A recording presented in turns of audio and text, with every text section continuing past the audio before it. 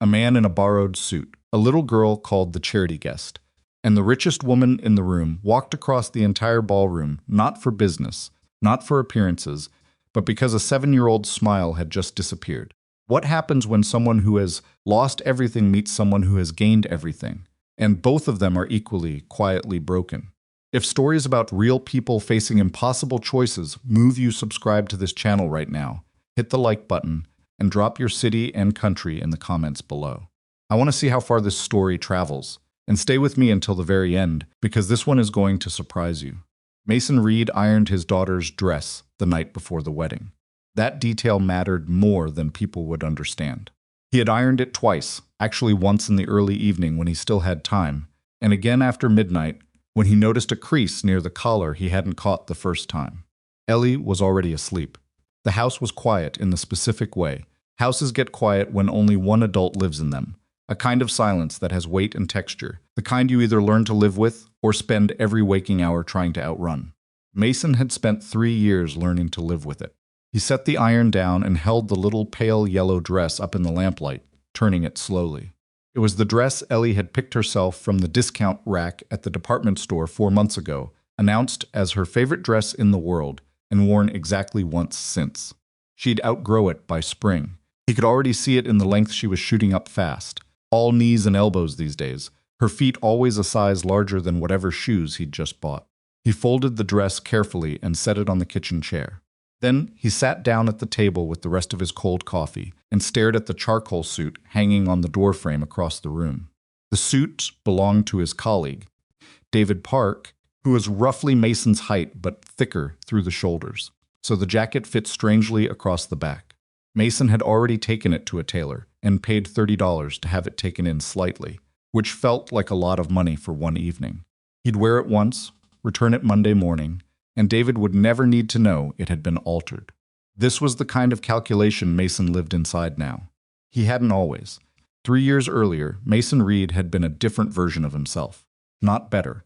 Necessarily, he'd always been stubborn, always a little too convinced he could fix whatever was broken, but he'd been a man moving forward. He'd graduated near the top of his architecture program, landed a position at a respected firm, married a woman named Claire, who laughed too loudly at bad jokes and made every room feel occupied in the best possible way. They had plans, the specific kind of plans young couples make when they believe the future is something you design rather than something that happens to you. A house they were slowly saving for. A second child, maybe, once things settled. Project Mason had been developing on his own time a proposal for restoring a neglected civic library downtown, the kind of building that cities keep meaning to save and never quite get around to. Claire died on a Wednesday afternoon in November 3 years ago. A driver ran a red light. The intersection was one Claire crossed twice a day on her way to and from her classroom. She had crossed it hundreds of times. It took Mason a long time to understand that there is no architecture for grief, no blueprint, no structural logic that tells you where the load-bearing walls are, or how to reinforce what's been broken so it holds weight again. You just stand in the rubble and figure out, one day at a time, what can still be salvaged. What could be salvaged was Ellie. Ellie was 4 when it happened. Young enough that the edges of her memory of her mother would eventually soften into something more feeling than image. And old enough that she would always carry some version of Claire with her. Mason made a decision, in the weeks following the accident, that he has never second-guessed. Everything else was negotiable. Ellie was not. He left the firm. The projects he'd cared about, the library proposal, a historic courthouse renovation he'd been quietly developing, went into a drawer. He took a position at a residential design company that offered predictable hours, no evening client dinners, no pressure to travel. The work was fine, unremarkable. He designed variations of the same 4 floor plans for suburban neighborhoods and attended school pickups and made dinner and learned, through trial and significant error, how to braid hair. He wasn't unhappy. He was just very, very careful about everything. His brother Caleb's wedding was held at the Hawthorne Lake Estate on a Saturday in late October. The estate was the kind of place that existed to remind guests of the distance between themselves and the people who owned it. Manicured grounds, valet parking, a main building with a limestone facade that Mason assessed automatically out of professional habit mid-century construction, decent bones, poor renovation in the 90s that had unfortunately replaced the original windows. The ballroom ceiling had been painted over at some point, and whoever did it had covered what looked like original decorative plasterwork. It annoyed him, even then. They arrived late, Mason and Ellie, because Ellie had changed her mind about her shoes twice, and Mason had spent 20 minutes locating the left half of her second choice under the hallway radiator. She walked into the estate with her chin up and her hand in Mason's, studying everything with the calm, thorough attention of a child who is constantly processing and rarely shares all of it. "It's very big," she said. "It is," Mason agreed. "Are we going to know anybody?" "Uncle Caleb. Besides him, probably not." She seemed to find this acceptable. She accepted a lot of things with a practicality that sometimes made Mason's chest ache because he couldn't tell if it was natural temperament or something she'd built as protection. They found their table round 8, near the edge of the room, which suited Mason fine. Closer to the door, the earlier they could leave without creating a disturbance. He'd promised himself an hour, maybe 90 minutes, enough to watch Caleb get married and eat something and say the right things to the right relatives. Ellie was immediately absorbed by the table's paper napkins, which she began folding with focused concentration, her tongue pressed against her lower lip the way it got when she was working something out. Mason ordered her a ginger ale and himself a club soda and scanned the room with the low-grade alertness he'd developed over 3 years of being the only adult responsible for another person's safety and comfort. He identified the exits. He clocked which tables were loud and which were quiet. He cataloged who seemed to be having genuine conversations and who was performing them. The room was expensive, heavily so.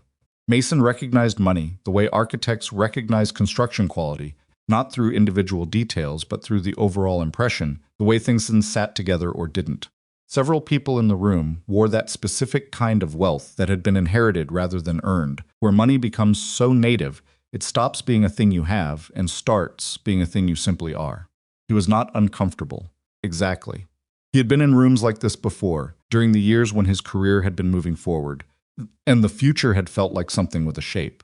But the suit was wrong, and he knew it, and knowing it created a low background hum of self-consciousness that he kept deliberately overriding. He was doing fine until Roland Mercer arrived.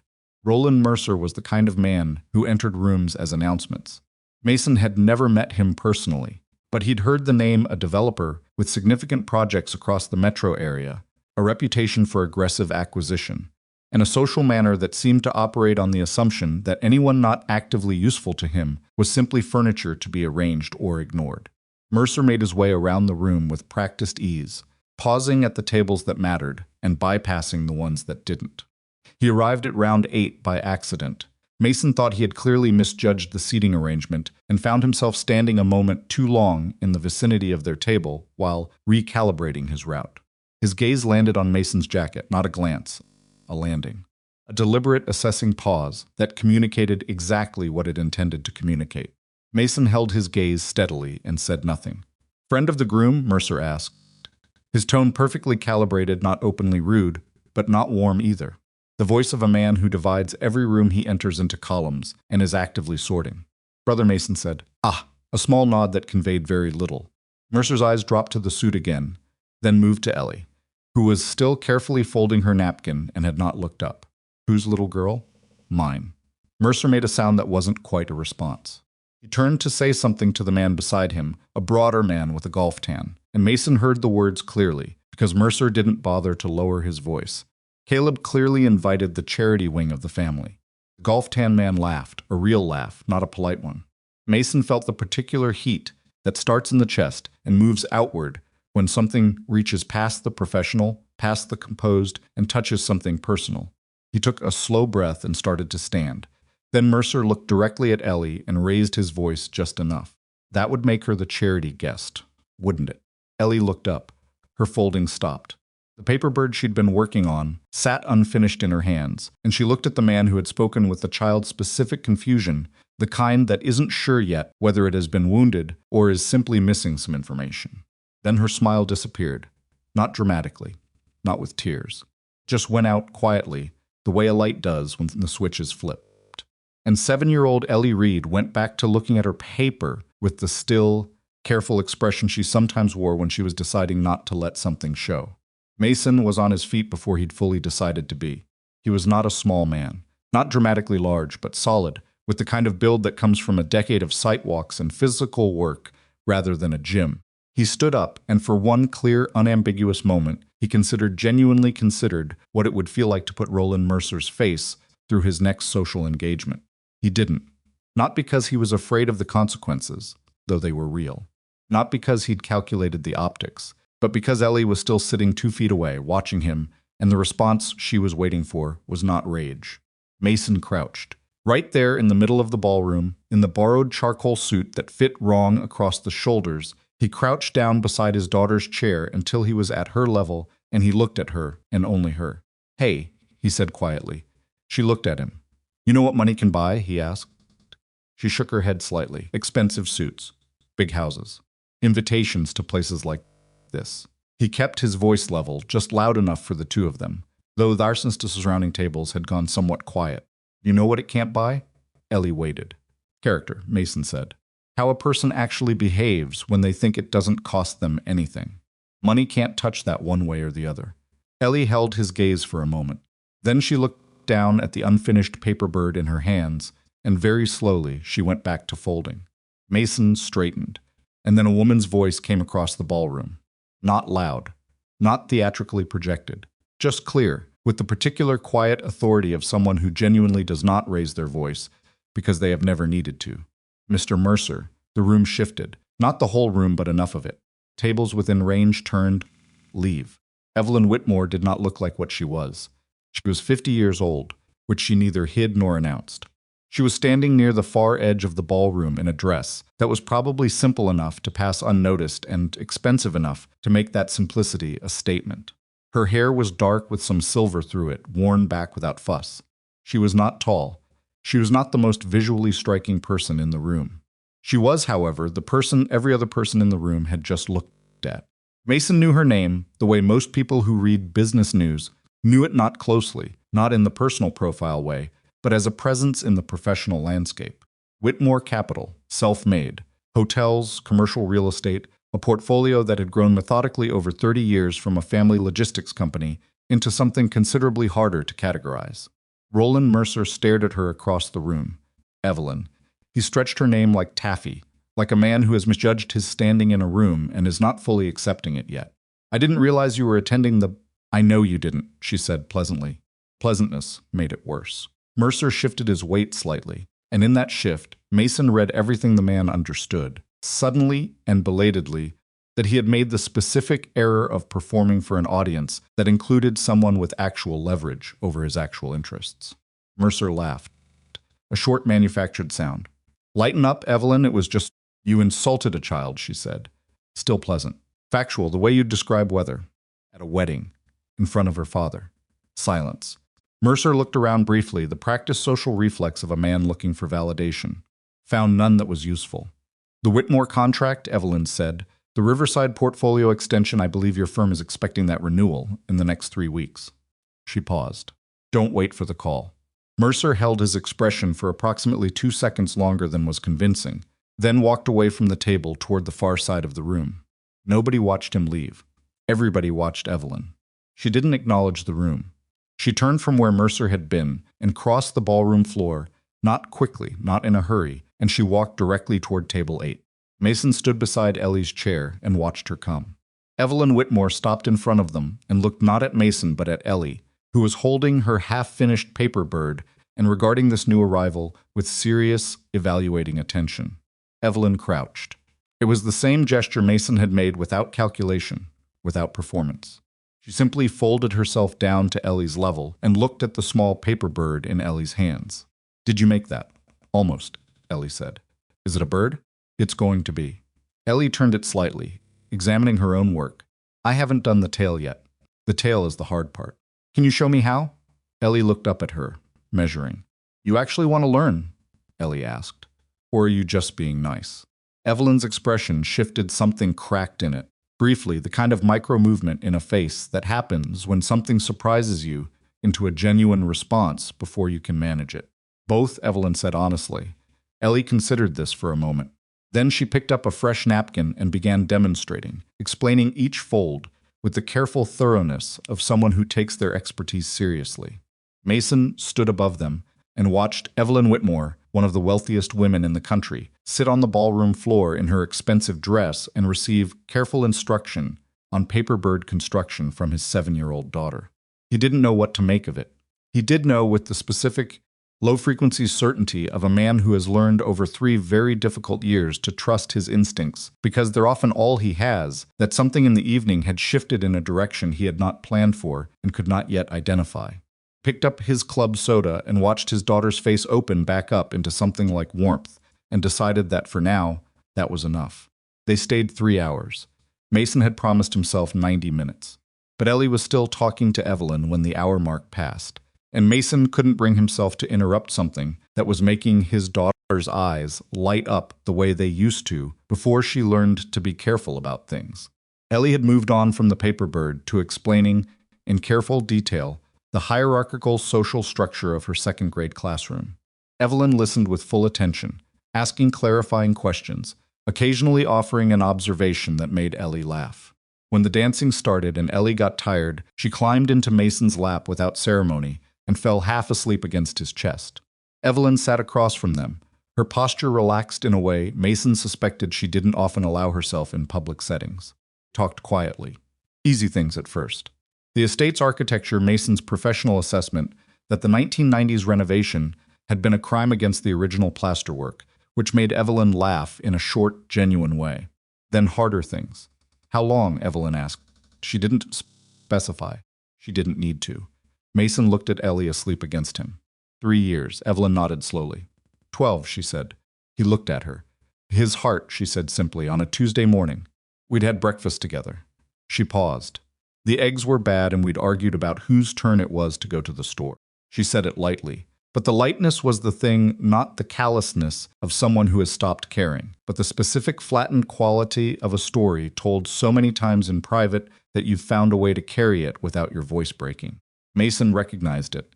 It was the same mechanism he used when people asked about Claire at school events. I'm sorry, he said. So am I. She picked up her glass. You get very efficient at it, after a while. At the grief? At everything else. You build things. You fill space. You get very good at looking like you're doing fine. She studied the glass for a moment, until you realize that looking fine and being fine are not actually the same thing, and you're not entirely sure which side of that line you're on. Ellie shifted in Mason's lap and made a small sleepy sound. He sat with that for a while. When they eventually stood to leave, Ellie half carried and half walking, Evelyn walked with them to the main entrance. She pressed a small card into Mason's hand, at the door a private number, handwritten on plain cream cardstock. I have a building, she said. Downtown, 110 years old. My executives have been trying to convince me to demolish it for 4 years. She paused. Keep delaying it, and I can't explain to anyone why. Mason turned the card over in his hand. I'm not a commercial architect, he said. I know what you are, she said. I looked you up during dessert. He almost laughed. That's a little alarming. I'm a thorough person. She said it without apology. I'm not asking you to save it. I'm asking you to look at it before I destroy it. That's all. She held his gaze for a moment. There should be someone who looks at it properly before it goes. Mason pocketed the card. He didn't say yes. He didn't say no. He looked at Evelyn Whitmore, standing in the entrance of the Hawthorne Lake estate, in her quiet expense dress, and understood, without being able to fully explain it, that she was not asking him about a building.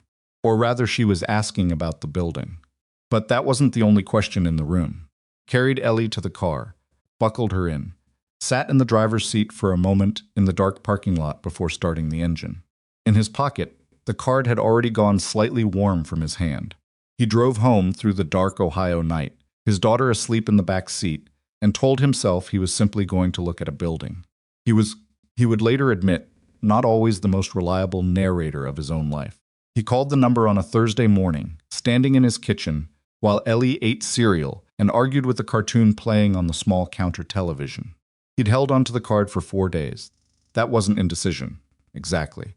Mason had learned the difference between hesitation born from fear and hesitation born from needing to think something through properly, and he'd spent those 4 days doing the latter. He'd pulled up what public records existed on the Calder house. He'd found old photographs in a city architectural archive exterior shots from the 1920s, a few interior images from what appeared to be a grand opening, One aerial photograph from the late 1940s that showed the building in its full context before the surrounding neighborhood changed around it. He'd looked at the bones the way he always looked at buildings, which was the way a doctor looks at an X-ray, not at the surface condition, but at the underlying structure, trying to read what was still sound beneath whatever time had done to the exterior. What he found in those photographs made him hold the card for 4 more days than he'd originally intended. "Dad," Ellie said, without looking up from her cereal, "you've been staring at your phone for like 10 minutes. I'm thinking, you should just do the thing." He looked at her. "What thing?" She shrugged with the comprehensive indifference of a child who has answered a question she considers obvious. "Whatever thing you're trying to decide." He dialed. Evelyn picked up on the second ring, which surprised him. He'd half expected an assistant, a gatekeeper. Something that communicated the appropriate distance between her daily life and incoming calls from residential architects she'd met once at a wedding. "Mason," she said, not surprised. Like she'd been expecting the call without being certain it would come. "I looked up the Calder house," he said.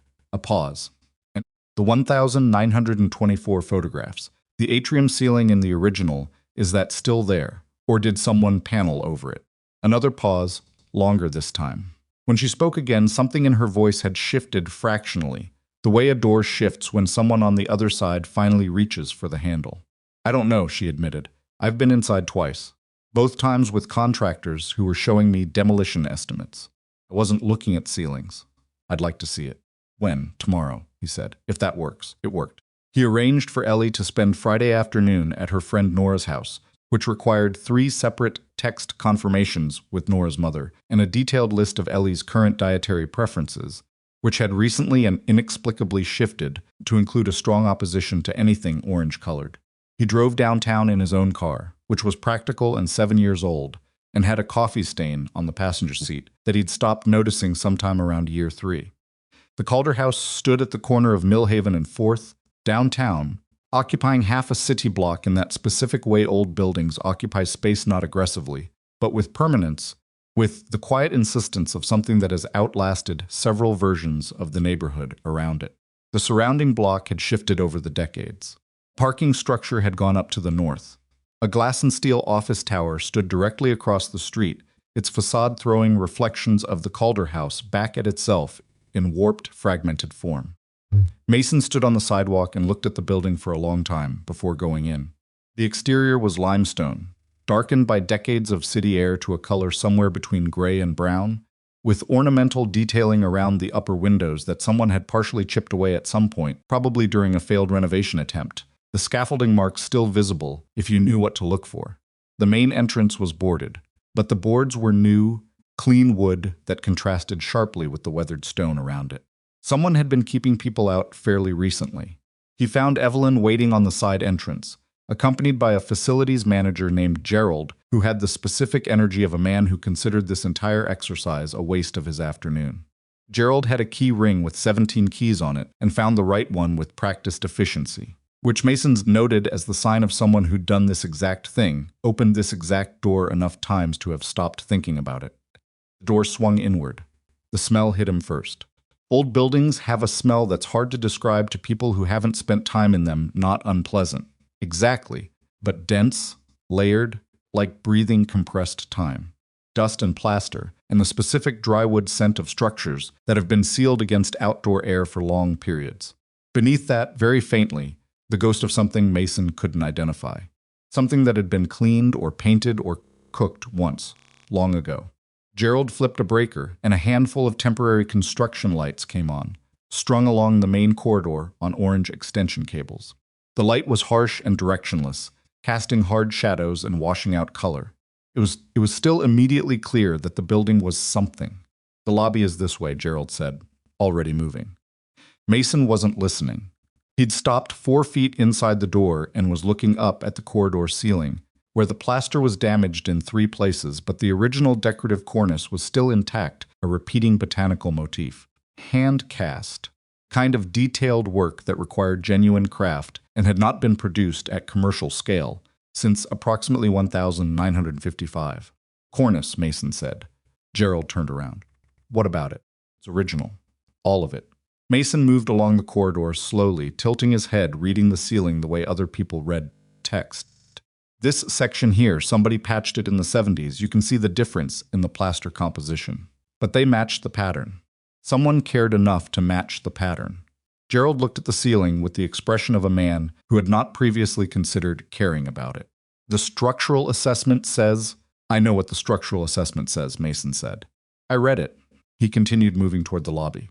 "I also noticed it was conducted over 2 days in February, which is not the optimal time to assess moisture damage in a building this age, and that the engineer who signed off retired 8 months later."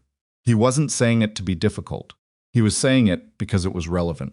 "I'd want a second opinion on 3 of the findings before I accepted the report as complete." Evelyn was watching him from 6 feet back, saying nothing.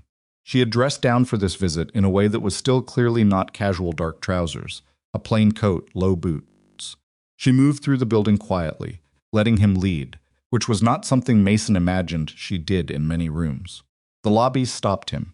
He stood in the entrance and went still in the way he went still when a building told him something he wasn't expecting. Even in the harsh light of the construction strings, even with the boarded windows that stripped the space of natural light, even with the floor covered in a thick layer of dust and scattered debris, and the ceiling stained brown in 2 corners from old water damage, even with all of that, the lobby of the Calder house was extraordinary. Columns were oak, hand-carved, 4 of them, flanking the central space with the kind of detail that said the craftsman had been paid for time rather than speed. The carving was a continuous motif of intertwined branches that wound up the column from base to capital, and where the branches met the ceiling, they spread into a carved frieze that ran the entire perimeter of the room.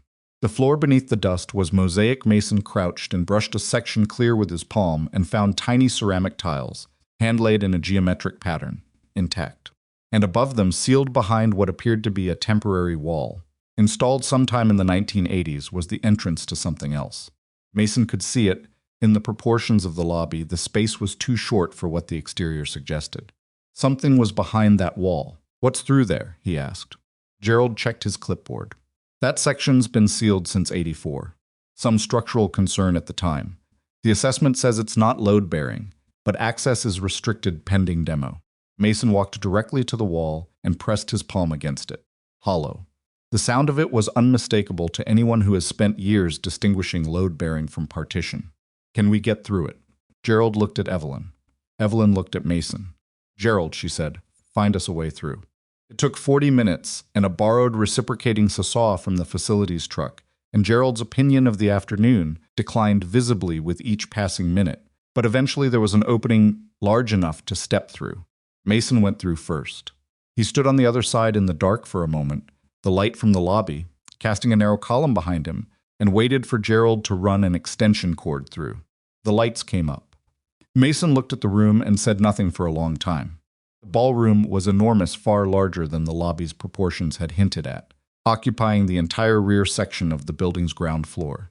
The ceiling soared to 30 feet, and along its upper edge, running the full perimeter of the room, were stained glass windows sealed, dust-filmed, but intact, every one of them. Mason counted 14 panels on the east wall alone, each depicting a different scene, and the quality of the glass was immediately apparent even in the flat construction light. Deep jewel tones, layered and complex, the kind of fabrication that had not been widely produced since the early 20th century. The floor was sprung hardwood. Original, damaged in 3 sections near the north wall where the water had gotten in, but salvageable. Mason could see that immediately. The decorative plasterwork on the upper walls was more complete in here than anywhere else in the building, protected by decades of sealed enclosure. The stage at the far end was still there. The original brass light fixtures, tarnished almost to black, were still mounted along the walls. Turned around slowly in the middle of the room and looked at everything. Behind him, Evelyn stepped through the opening. He heard her cross the floor and stop somewhere behind his right shoulder, and he heard the specific quality of the silence that followed, not empty silence, but the kind that comes when someone has stopped breathing for a moment because they've seen something they didn't expect. "Nobody's been in here since 1984, Mason said. "Apparently not. The glass is original. All of it. Do you understand what that means in terms of my—" "Tell me." He turned to face her. In the construction light, she looked like someone standing inside an old photograph, the dust motes settling around her. "It means the building has been protecting itself," he said. "Everything that got sealed in stayed intact. The ballroom is in better condition than the lobby," which is that doesn't happen. Old buildings don't usually get that lucky. Evelyn looked up at the sealed stained glass windows. "I had no idea this was here. How many times did you say you'd been in the building?" "Twice. Both times they kept me in the lobby and the main corridors." A pause. "To consultants preparing the demolition assessment." Mason didn't say what he was thinking, which was that a consultant preparing a demolition assessment had limited professional incentive to point out features that would complicate the case for demolition. He filed it away. Instead, he said, "There's more. Can we get to the basement?" The basement archive was Gerald's final grievance of the afternoon. The stairwell was clear but narrow, and the archive room itself was cool and slightly damp with the particular atmosphere of a space that had been temperature stable by accident rather than design. Metal filing cabinets lined 3 walls, and along the 4th, wooden shelving held labeled boxes in a system that appeared to date from multiple different decades and organizational philosophies. Mason started opening boxes.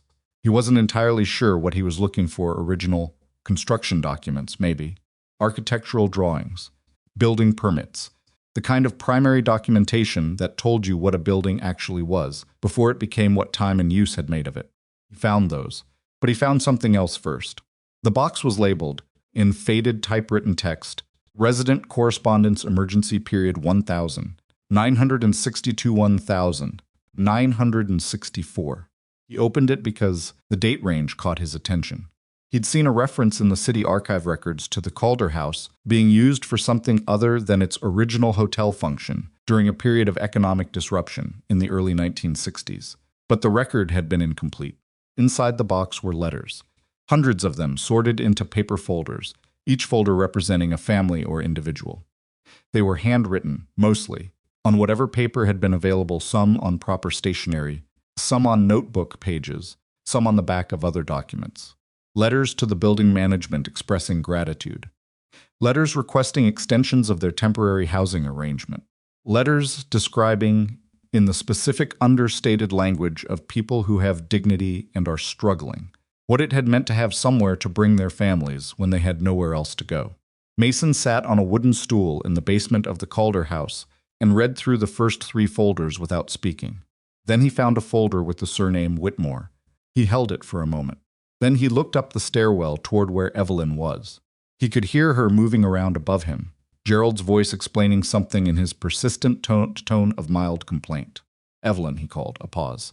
Then footsteps on the stairs. She appeared at the bottom of the staircase and looked at him with the expression of someone who has learned to read the emotional register of situations quickly. "What did you find?" He held up the folder. She crossed the room and took it. He watched her open it, watched her eyes move across the first page, watched the specific stillness that came over her face, not the managed stillness of someone controlling their expression, the deeper stillness of someone who has been surprised somewhere below the surface where management happens. She read for a long time without speaking. "I was 2 years old," she said finally. Her voice was level, but something beneath it was not. "I don't remember any of this." She turned a page. "My mother never talked about this period. I knew it was difficult. I knew there were years when things were very tight, but she never told me specifically where we were." A longer pause. "She died when I was 26. I never thought to ask before that." Mason said nothing. There are moments when the correct response is not a response. Evelyn closed the folder carefully. She held it in both hands and looked at the shelving and the filing cabinets and the boxes, containing decades of accumulated evidence that this building had mattered to people in ways that a demolition assessment could not measure. "The executives want it down by spring," she said. "I know." "The board has already approved the redevelopment framework. Roland Mercer's consortium has the preliminary contract." Mason stood up from the stool. "How much time would you need to give me a realistic alternative? To commission an actual evaluation, not just the restoration feasibility, but the financial model. What it would cost to restore it, what the revenue potential looks like if it reopens as a mixed-use historic property." He paused. "What it's worth in ways that don't show up on a balance sheet." Evelyn looked at him for a moment. 10 days, she said. 10 days is not a lot of time. "No," she agreed. "It isn't. She set the folder carefully back in its box. Is it enough? Mason looked around the basement, at the archive boxes, at the filing cabinets holding decades of letters from people who had needed somewhere to be when they had no other options. He thought about the ballroom upstairs, sealed and intact. He thought about the stained glass, still whole behind its film of dust. He thought about the fact that he had a 7-year-old daughter, a mortgage with 4 years left on it, and a job that paid reliably and required nothing of him that he couldn't deliver with one professional hand tied behind his back. He thought about the architectural drawings still in his drawer from 7 years ago, the library project, the courthouse renovation, the work he'd put away after Claire died because Ellie needed stability more than Mason needed ambition. 10 days, he said. He drove home that evening and sat at the kitchen table after Ellie was in bed and stared at his laptop screen and his legal pad and the business card that was now slightly worn at the corners from handling, and he made the most frightening decision of his adult life. He opened his email and drafted his resignation. He didn't send it immediately. He sat with it for an hour. He made the arguments against, which were considerable and real. He had a daughter to support, no savings that could sustain more than 8 months of minimal income, no commercial restoration portfolio, and no professional relationship with Evelyn Whitmore beyond one evening at a wedding and one afternoon in a building that everyone with authority over it wanted to demolish. Case against resigning was straightforward and sound. He sent the email at 11:47 p.m. Then he opened a new document and started writing. The next 10 days had a quality Mason associated with his final year of architecture school, that particular compressed, slightly unhinged intensity of working at the outer edge of your capacity, where you stop tracking time in normal units and start tracking it by what you've managed to complete and what still needs doing. He slept in chunks rather than stretches. He ate at his desk more often than not. He filled 3 legal pads and covered a significant portion of his kitchen table in drawings and printed photographs and financial projection printouts, which Ellie navigated around each morning with the adaptable calm of a child who has learned that her father's work sometimes ate the table. He hired a structural engineer on a short-term contract, a woman named Patricia Ewan, who came recommended by a colleague and who had the specific quality Mason looked for in technical collaborators. She told him what she found, not what he wanted to hear. Patricia spent 2 full days in the Calder house and came back with a report that contradicted the demolition assessment on 4 of its 7 major findings. Whoever wrote the original assessment spent 40 minutes in the basement. Patricia told him, flat and matter of fact, over the phone. I can tell from the moisture readings. They didn't run the full foundation test sequence. The east foundation isn't compromised, it's settled, which is normal for a building this age on this soil type. There's a difference. Would you put that in writing? Already doing it, she said. Evelyn came to his house on the 4th day.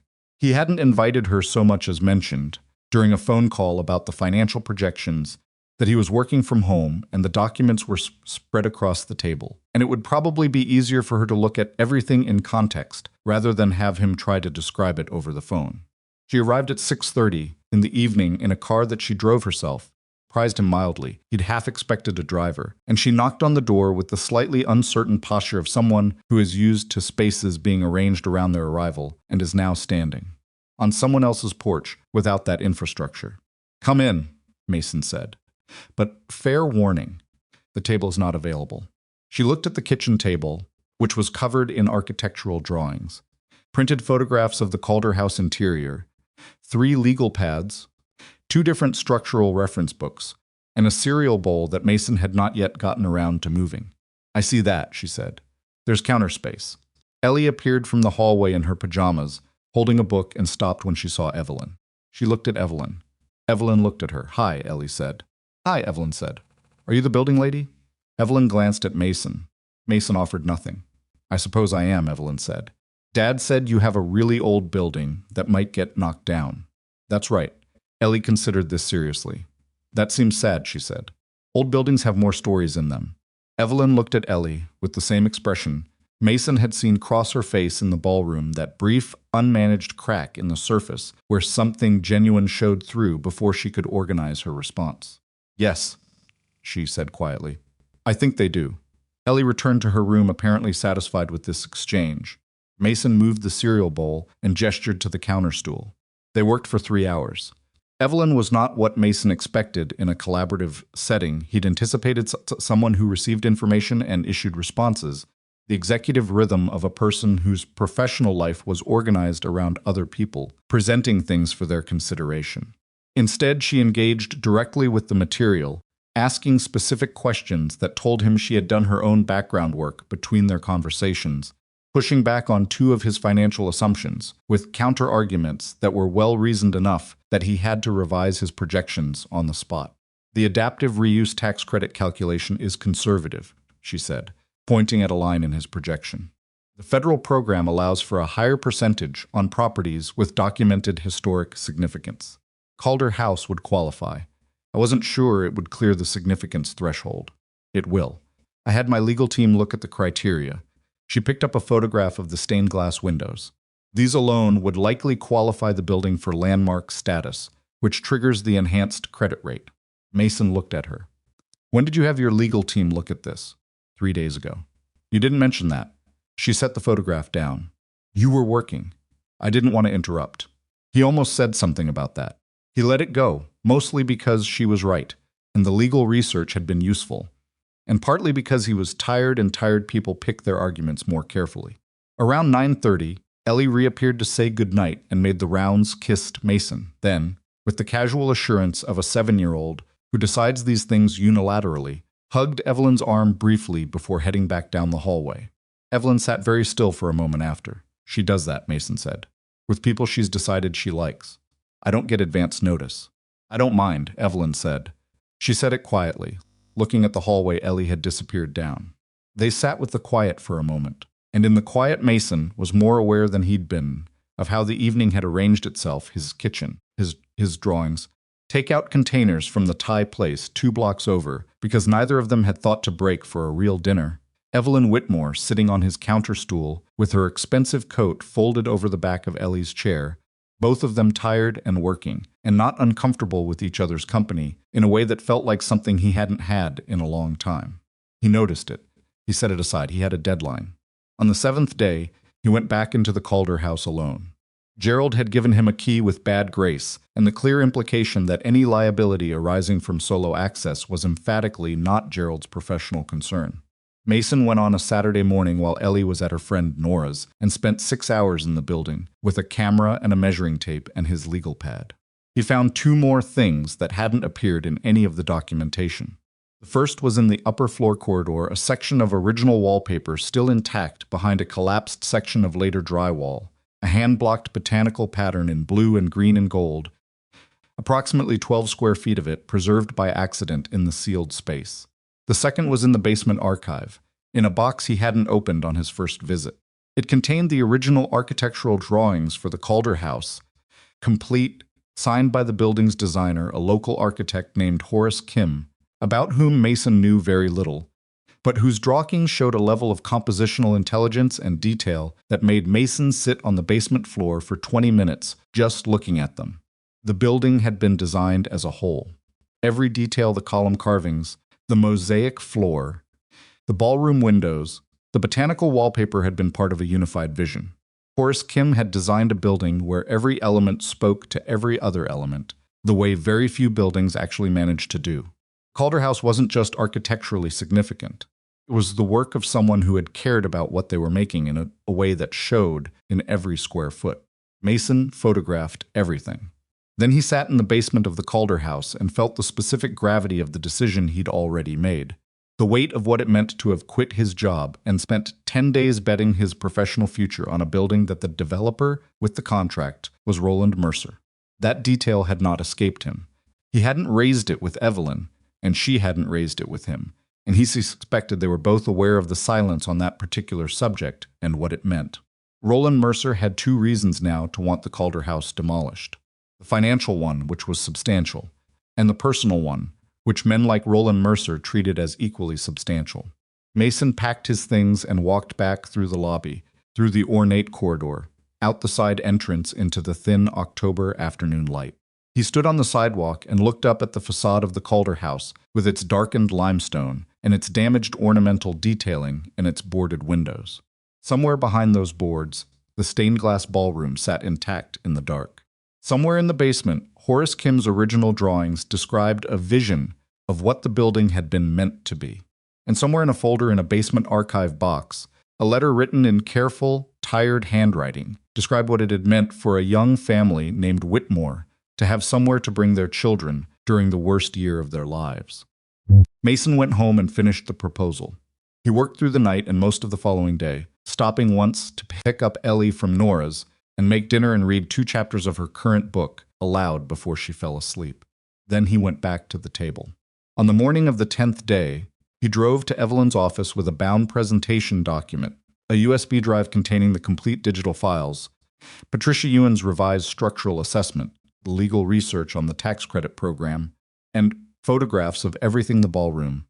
The columns, the mosaic floor, the stained glass windows, Horace Kim's original drawings, the 12 square feet of surviving botanical wallpaper. The last item in the presentation was a single photograph of the folder from the basement archive, with the Whitmore name visible on the tab, and beneath it, a photocopy of the letter inside the one describing a mother with 2 young children, and a specific quiet gratitude for having somewhere safe to be. He left the package with Evelyn's assistant and drove home. Called him 4 hours later. "The board meeting is in 8 days," she said. "I know. Roland's consortium has a detailed demolition and redevelopment timeline already submitted. His proposal is 140 pages. Mine is 68, Mason said. But I'll put it against his on every substantive point." A pause. "You should know 3 board members have financial interests in companies that would benefit from the redevelopment. I've known about it for some time and managed around it. Roland knows I know. That's going to be relevant." "Relevant how? He'll use it," she said, "as leverage. If I move to block the demolition, he'll threaten to make the conflict of interest public in a way that creates maximum damage to investor confidence." Another pause, shorter. "He's done it before, in a different context, with a different project. He's effective at it." Mason thought about that. "And if he does, it would be damaging," she said carefully, "potentially significantly, to the company." "Yes." He sat at his kitchen table, which was finally visible. Again, he'd cleared it the night before, stacked everything into orderly piles on the counter, and wiped the surface down for the first time in 10 days. Ellie was at school. The house was quiet. "Evelyn," he said, "do you want to save the building?" A long pause. "Yes," she said. "Then we go to the board meeting." He could hear her breathing on the other end of the line, steady, measured, the breath of a woman who has been making high-stakes decisions for 30 years and knows what they cost. He waited. "I'll have my assistant confirm the date," she said. "Good." Another pause, and then something shifted in the quality of the silence, not in anything she said, but in the texture of the quiet on the line. Something that felt less like the end of a business call, and more like 2 people not quite ready to stop. "Mason," she said. "Yeah, thank you." She said it plainly, without the careful professional wrapping she put around most things. "For not just telling me it was a good building and going home." He looked at the cleared kitchen table, at the faint ring left by the cereal bowl that had sat there for 10 days, at the window where the October light was going amber in the late afternoon. "It is a good building," he said, "but that's not why I stayed." He didn't explain further. She didn't ask him to. They said goodbye and hung up, and Mason sat in the afternoon quiet of his kitchen and understood, with the same slow-frequency certainty he trusted, when buildings told him things they weren't showing on the surface, that whatever was happening between them was not going to be simple, and was probably not going to be comfortable, and that neither of those facts was going to stop it. He picked up his phone and texted his brother Caleb, "Thanks for the wedding invite." Caleb texted back 40 seconds later, "You actually had fun?" Mason looked at the text for a moment. Then he put his phone face down on the table and went to start dinner before Ellie got home. The board meeting was 8 days away when the city inspectors showed up at the Calder house. Mason found out from Patricia Ewan, who called him on a Tuesday morning while he was dropping Ellie at school. He had his phone wedged between his ear and his shoulder and was watching Ellie walk through the entrance doors with her backpack slightly crooked. She always wore it crooked, and he always resisted the urge to straighten it, because she'd told him twice that she liked it that way, when Patricia's voice came through with the flat, precise tone she used when delivering information she knew was going to be a problem. City inspection team. They came in yesterday afternoon with an emergency assessment order. I just got a call from Gerald. Mason pulled out of the school drop-off lane and put the car in park on the side street. On what basis? Anonymous structural concern report filed Monday.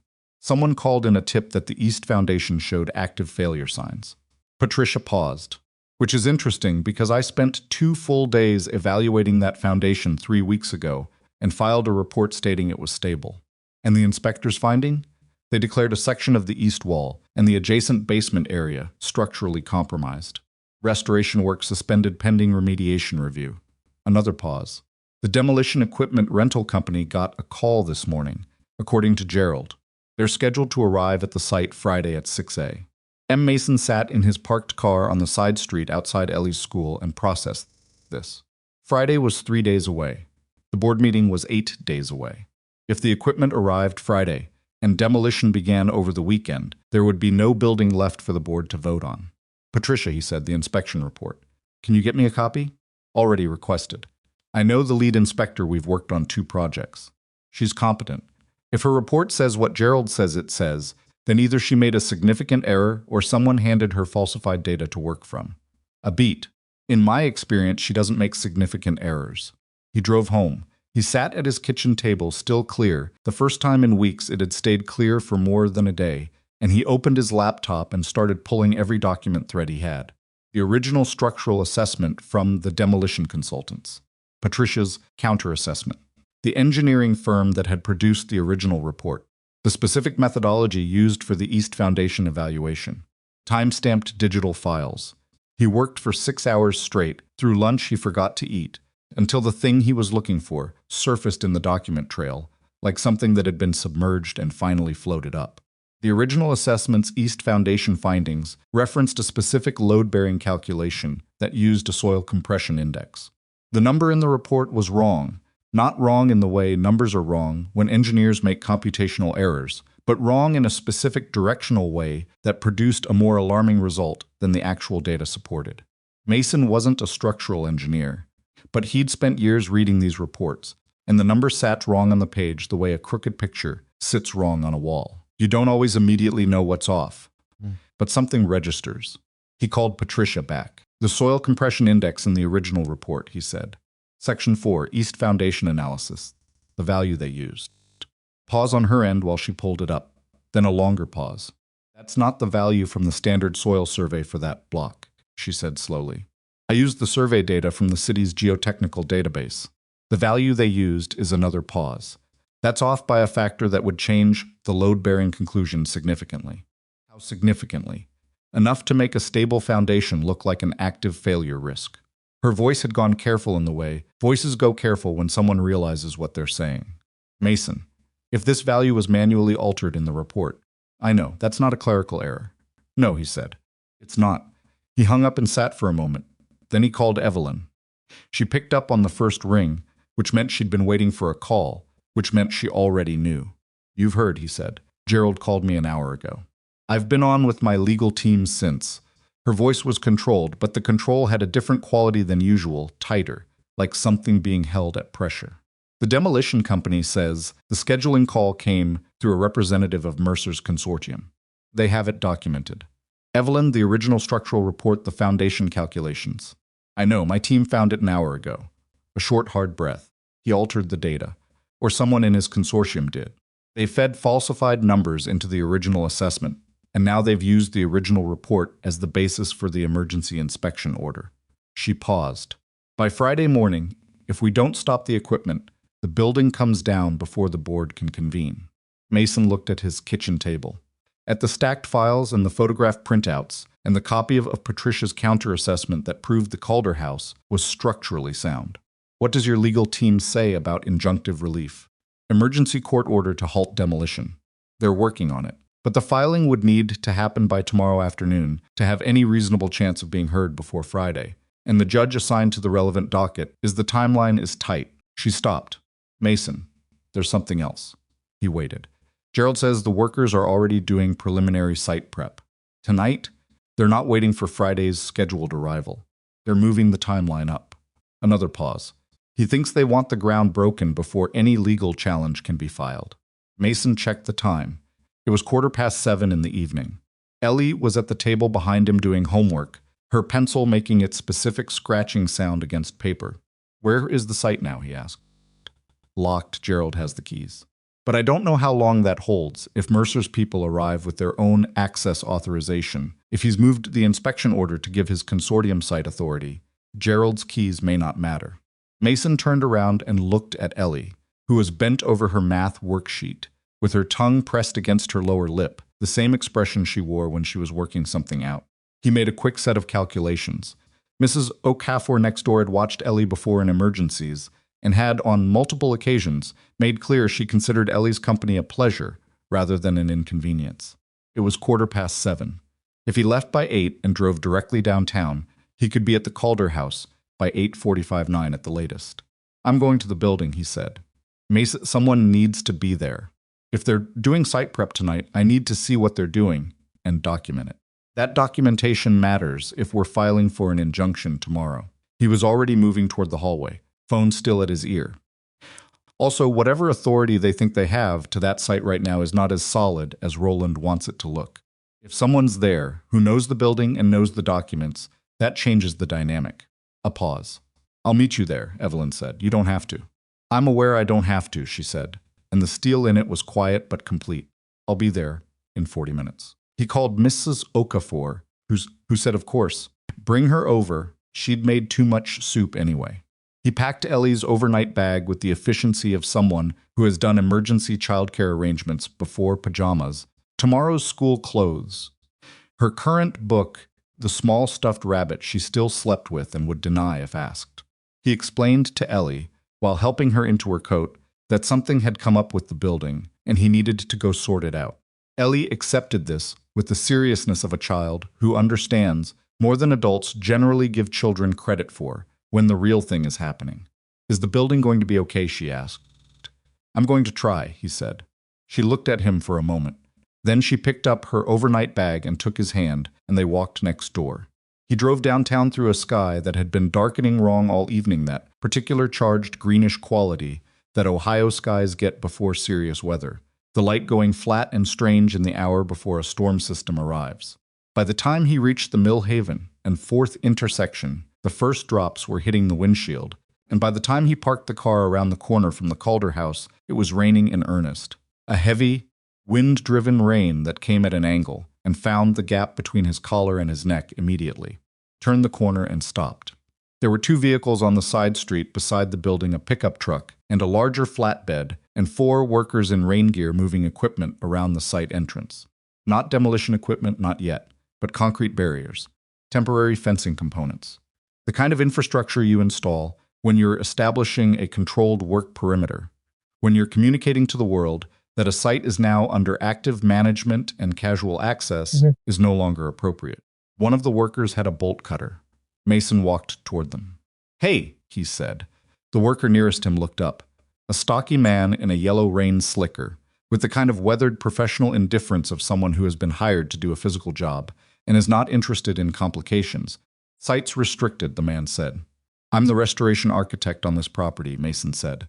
It wasn't technically a current professional designation he'd been commissioned by Evelyn, but there was no formal contract signed yet, but it was accurate enough to the spirit of the situation.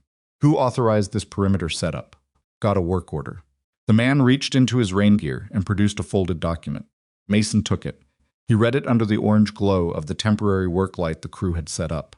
The work order was issued under a city maintenance authorization code, but the request was filed by a representative of Mercer Development Partners, citing the emergency inspection declaration as authorization for site preparation activities. "This isn't a city order," Mason said.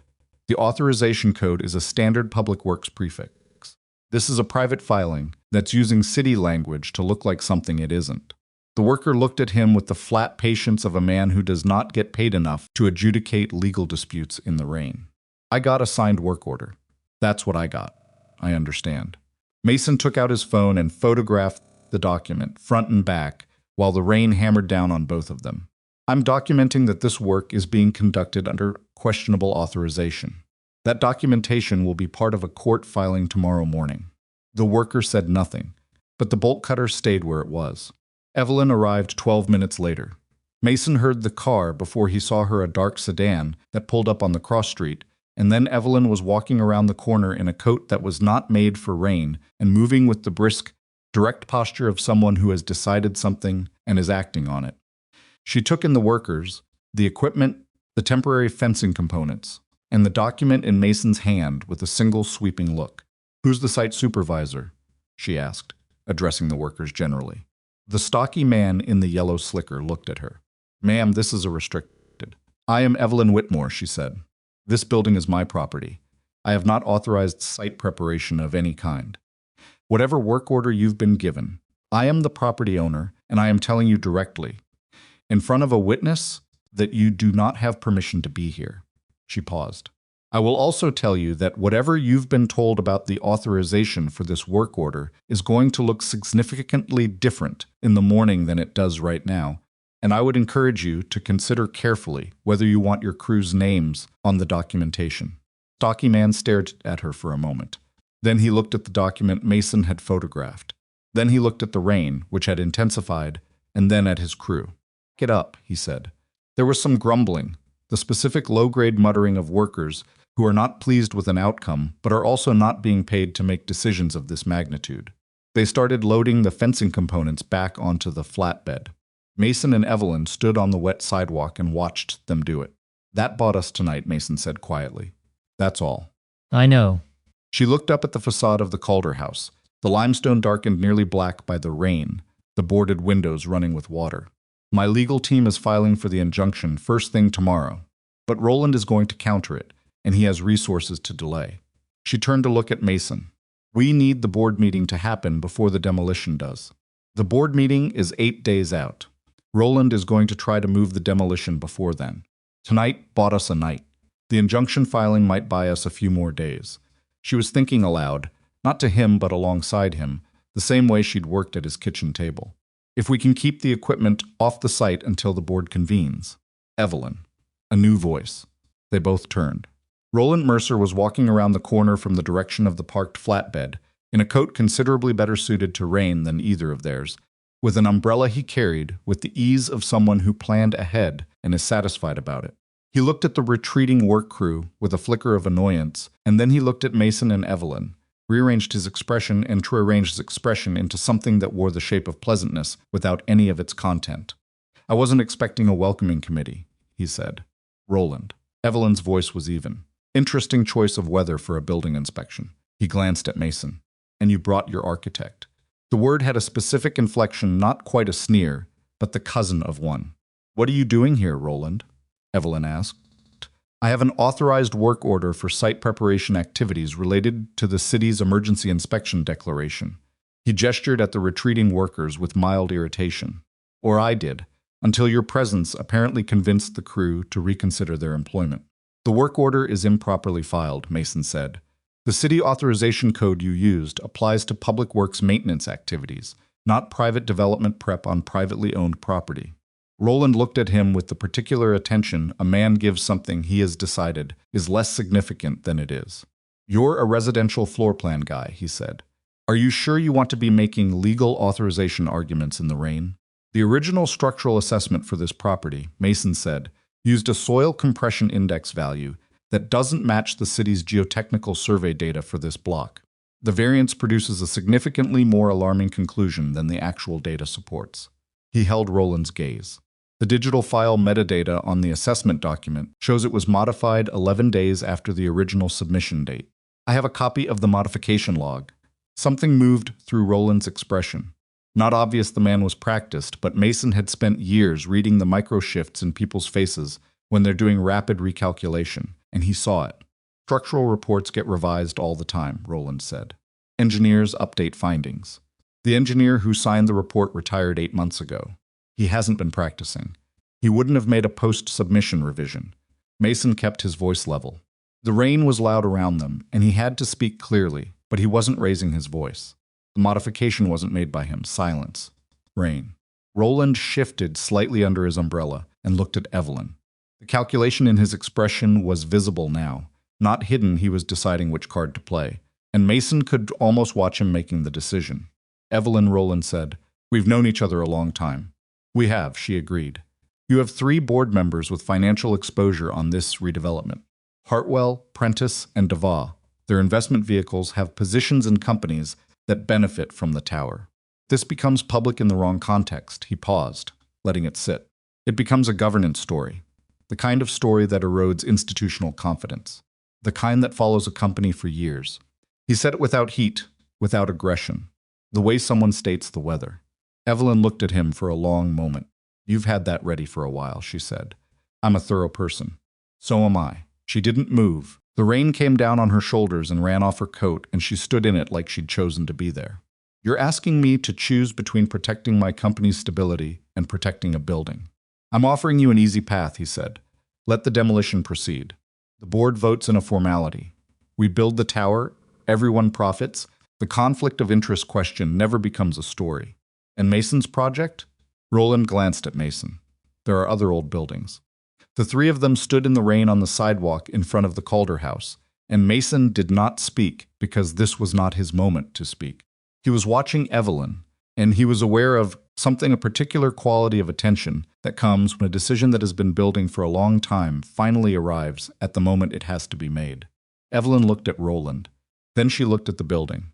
Then she looked at Mason, briefly, and whatever she saw in his face or whatever she was looking for, and found or didn't find, she turned back to Roland. "Stop the demolition," she said. Roland stared at her. "Evelyn, stop it," she said again, quietly. "Go ahead and make the conflict of interest public. I'll handle it directly, before you can frame it. Full disclosure, board restructuring where appropriate, independent review." She said it like she'd been thinking about it for some time, which she probably had. "What you'll expose is that 3 board members made a mistake they can correct. What I'll expose with Mason's documentation is that you deliberately falsified engineering data to force a demolition on a property you don't own." She paused. "You decide which story plays better." Roland looked at her for a long moment. The rain drummed on his umbrella. "You're willing to lose billions over a building," he said. It wasn't entirely a question. "I've already told you what I'm willing to lose," she said. "I thought I was clear."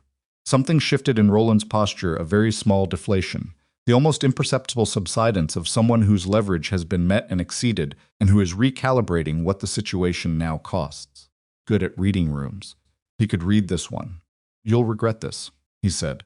And for the first time, there was something unmanaged in his voice, not rage, but a kind of flat, genuine anger that happens when a man realizes the game has moved in a direction he didn't plan for. "Possibly," Evelyn said. "Good night, Roland." He looked at Mason once more, that specific look, the one that files something away for later, and then he turned and walked back around the corner. They heard his car start. They heard it pull away.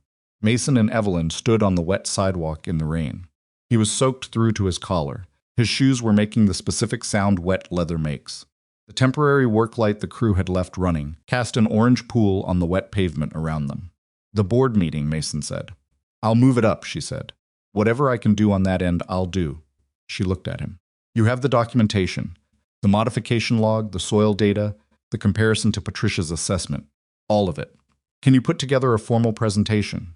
Everything, the falsification evidence, the counter-assessment, the financial projections, the restoration proposal. Everything in one package, yes. How long do you need?" He thought about it, about what he had, what still needed organizing, what needed to be bulletproof versus what just needed to be clear. 48 hours, he said. She nodded. They stood there another moment, both of them soaked, neither of them moving yet. "You told him you'd lose billions," Mason said. "I might." And that was he stopped. "Try it again." "You were sure about that?" Evelyn looked at him. In the orange work light, with the rain coming down and her expensive coat soaked through, and her hair doing things it probably didn't usually do in public, she looked less like the composed, managed version of herself that she wore most places and more like the person she'd been at his kitchen table, tired and direct and not performing anything. "I've spent 30 years building something," she said. "I know what it's worth. I know what it costs." A pause. "I also know that there are some things that, if you don't do them when you have the chance, you don't get another chance. Then you spend a long time being the person who didn't do them." He held that for a moment. "Like looking at a building properly before it comes down," he said. She looked at him steadily. "Something like that." They walked back to their cars through the rain. At the corner they separated, her car was north, his was south on the cross street. He turned to say goodnight and found that she was already looking back at him, which was either a coincidence or wasn't. "Thank you," he said. "For coming tonight you called." "You didn't have to, Mason." She said his name with a patience that was also something warmer than patience, just at its edges. Go home, dry off, get some sleep. You have a presentation to build. He almost said something. He didn't. He went to his car and sat in it for a moment, with the rain on the roof making its irregular percussion, and the heater beginning to push warm air into the cold interior. He called Mrs. Okafor, who said Ellie was already asleep and he should not wake her by coming to collect her at this hour, and she would walk her to school in the morning, which was a kindness so practical and complete that Mason could only thank her and mean it. He drove home through the rain. At his kitchen table, still in his wet clothes, because he'd gone directly to his laptop, he opened the document files and started building the presentation.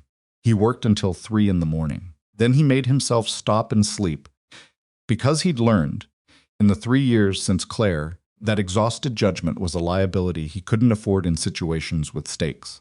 He set his alarm for 6. He showered and ate standing at the counter and was back at the table by 6:45. At some point in the middle of the second day, he found the piece of information he'd been missing. He'd been tracing the document trail on the falsified assessment, trying to establish not just that the soil compression value had been altered, but who had the access and the technical knowledge to alter it without leaving an obvious signature. The modification log showed the timestamp and the machine ID. He'd been working backward from the machine ID through the document management system that the engineering firm used, which he'd gotten access to through Patricia, who had a professional relationship with the firm's director and had made the request on grounds of a formal dispute over findings. The machine ID traced to a specific workstation in the engineering firm's downtown office. That workstation was shared access. 3 different engineers had logged work from it in the relevant period. 2 of them, Mason eliminated quickly based on the timestamp. They had documented elsewhere to be at a different site on the date of the modification. The 3rd had submitted a project expense report that same week. Mason found it in the publicly accessible section of the firm's filed documents that listed a dinner with a client representative. The client was listed as Mercer Development Partners. It wasn't a confession. It wasn't proof in the way a courtroom required proof. But it was a chain: the modification, the machine, the engineer, the dinner, the client, and chains like this were what investigation started with, and what Roland Mercer had apparently believed would never be traced because nobody was supposed to be looking. Mason photographed the document trail in sequence. He assembled it as a separate section of the presentation, not presented as proof of guilt, but presented as a documented chain of circumstantial evidence that was going to require explanation, and the kind of explanation that would be very difficult to provide in front of a board of directors. He sent everything to Evelyn at 9:15 on the second evening. She called him 40 minutes later. The board meeting, she said, without preamble. I've moved it to Thursday. I'm invoking the emergency convening clause. Roland is going to push back, but I have the votes to hold the date. A pause. How is the presentation complete? He said. Patricia's counterassessment, the financial model, the restoration proposal, the historical documentation, including the archive material, and the falsification evidence chain. Another pause. 68 pages. Organized. Cited. Send it to my legal team tonight. They need to review the evidentiary sections before Thursday. Already done. Your counsel has it. A silence on the line. You worked fast, she said. I had good material to work with, he said. The building made the case. I just organized it. Another silence. And in it Mason was aware of the particular quality of the quiet, the same quality he'd noticed on the phone call after he'd delivered the first proposal, the not quite readiness to hang up, the staying on the line a moment past when the business was done. He was tired. He was also, underneath the tiredness, something else, something that had been building slowly over weeks, and that he didn't look at directly, because he'd learned that looking at things like this directly, before they were ready to be looked at, had a way of frightening them off. Evelyn, he said, yes. Whatever happens Thursday, he paused, organizing the words.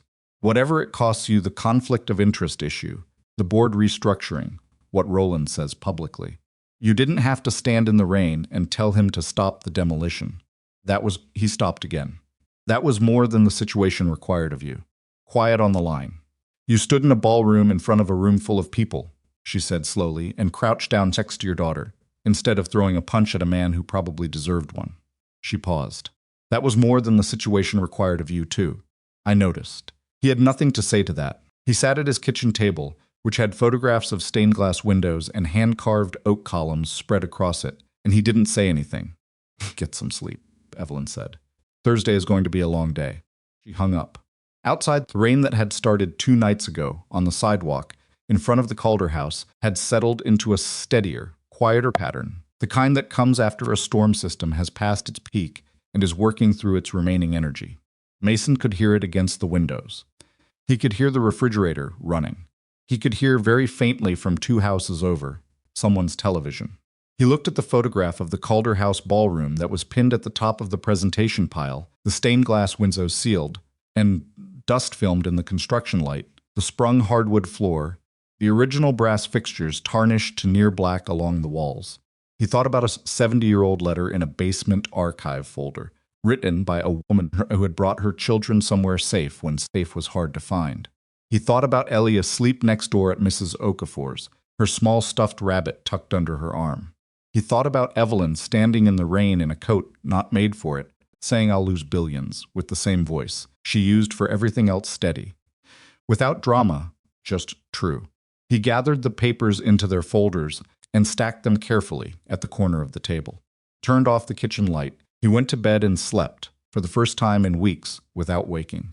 Thursday arrived the way important days usually do, unremarkable on the surface, the same gray October morning as any other, except that Mason was awake at 5 and had already made coffee and reviewed the presentation twice, before Ellie came padding down the hallway in her socks at 6:45.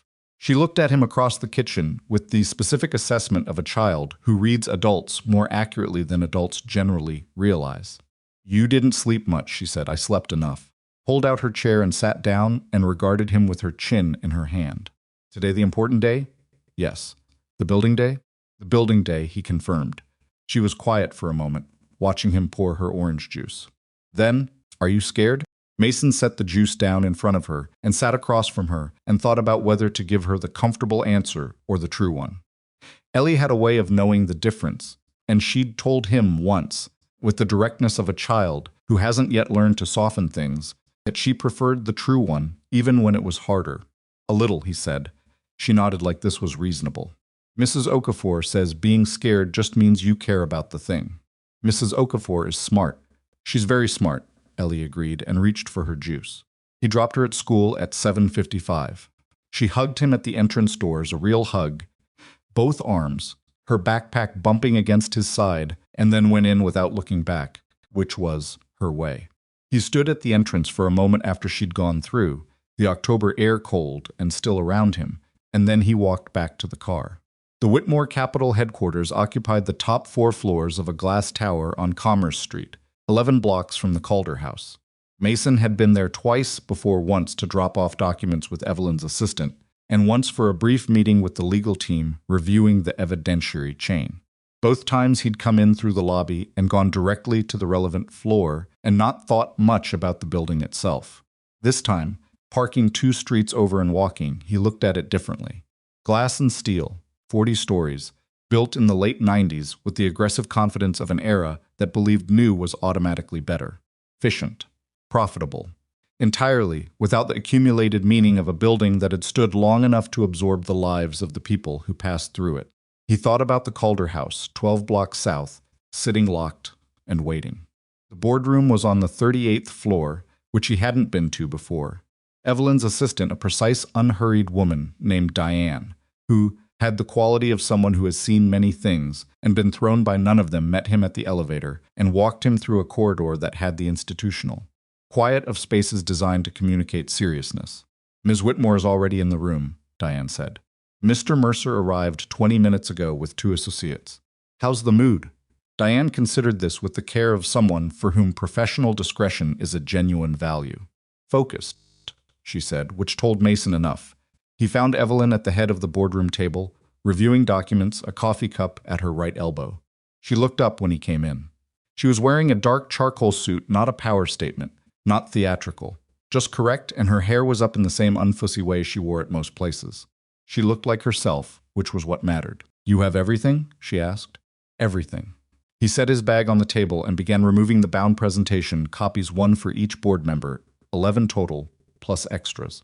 He'd had them printed and bound yesterday afternoon, at a copy shop near his house, which had cost more than he'd expected and which he wasn't going to mention.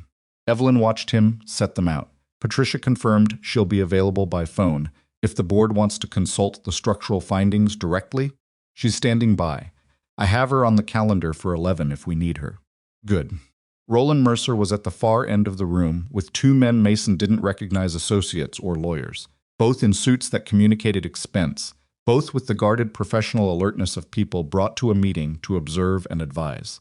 Roland himself was studying his phone with performative casualness, the body language of a man who wants the room to understand that he is not particularly concerned. He looked up when Mason finished arranging the presentation copies. "Read," he said. Not a greeting, exactly. More like an acknowledgement that a variable has appeared in the room. "Mercer," Mason said. Roland's eyes moved from Mason to the presentation copies stacked on the table and back to Mason. Something in his expression recalibrated slightly, quickly, and then resettled. The board members filed in over the next 15 minutes. Mason had studied all 11 of them in the past week, publicly available biographies, board service histories, professional backgrounds in the same way he studied buildings before he entered them. Know the structure before you start working. 7 of them Mason assessed as genuinely open people who had reputations for making decisions on evidence and who had no documented financial stake in the redevelopment. 3 of them Hartwell, Prentice, and DeVos, the ones Evelyn had named in the rain, had the slightly careful energy of people who know they are present in a room where their own interests are at stake and are managing that awareness. The 11th was a woman named Caroline Marsh, who had the specific quality of someone who has been on this board long enough to have seen several different versions of this kind of meeting and who would make up her mind when she had sufficient reason to do. Evelyn called the meeting to order without ceremony. "We're here under the emergency convening clause to address the Calder House demolition authorization and a restoration alternative proposal," she said. "I'm going to ask that we hear both presentations in full before discussion. Mr. Mercer has asked to present first." Roland stood. His presentation was polished. Mason gave him that without reservation. The man knew how to work a room, how to pace information, how to make a complicated financial case feel inevitable. The redevelopment proposal was detailed.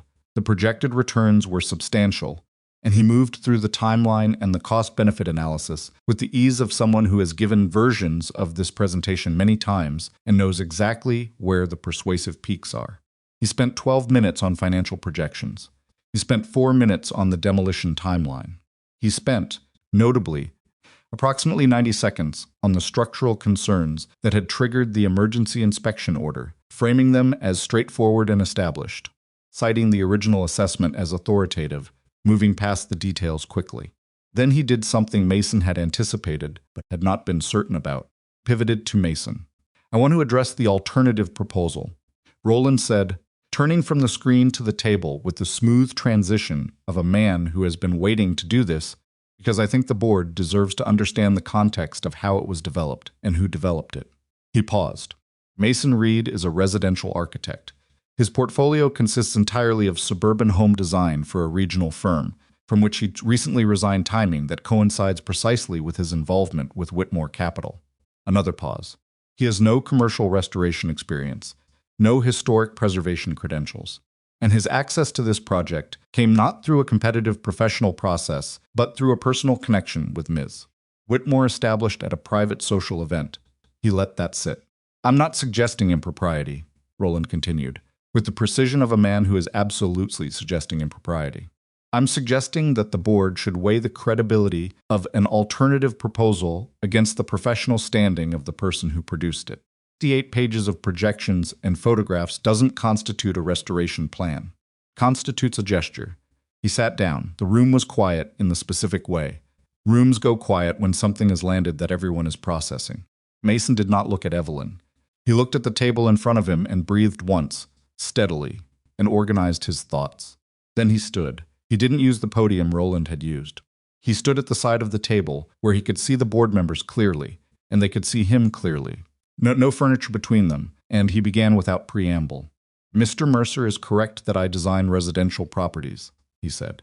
"He's also correct that my access to this project came through a personal connection. Both of those things are true, and I'm not going to argue with them." He looked at the board. moving his gaze steadily across the table.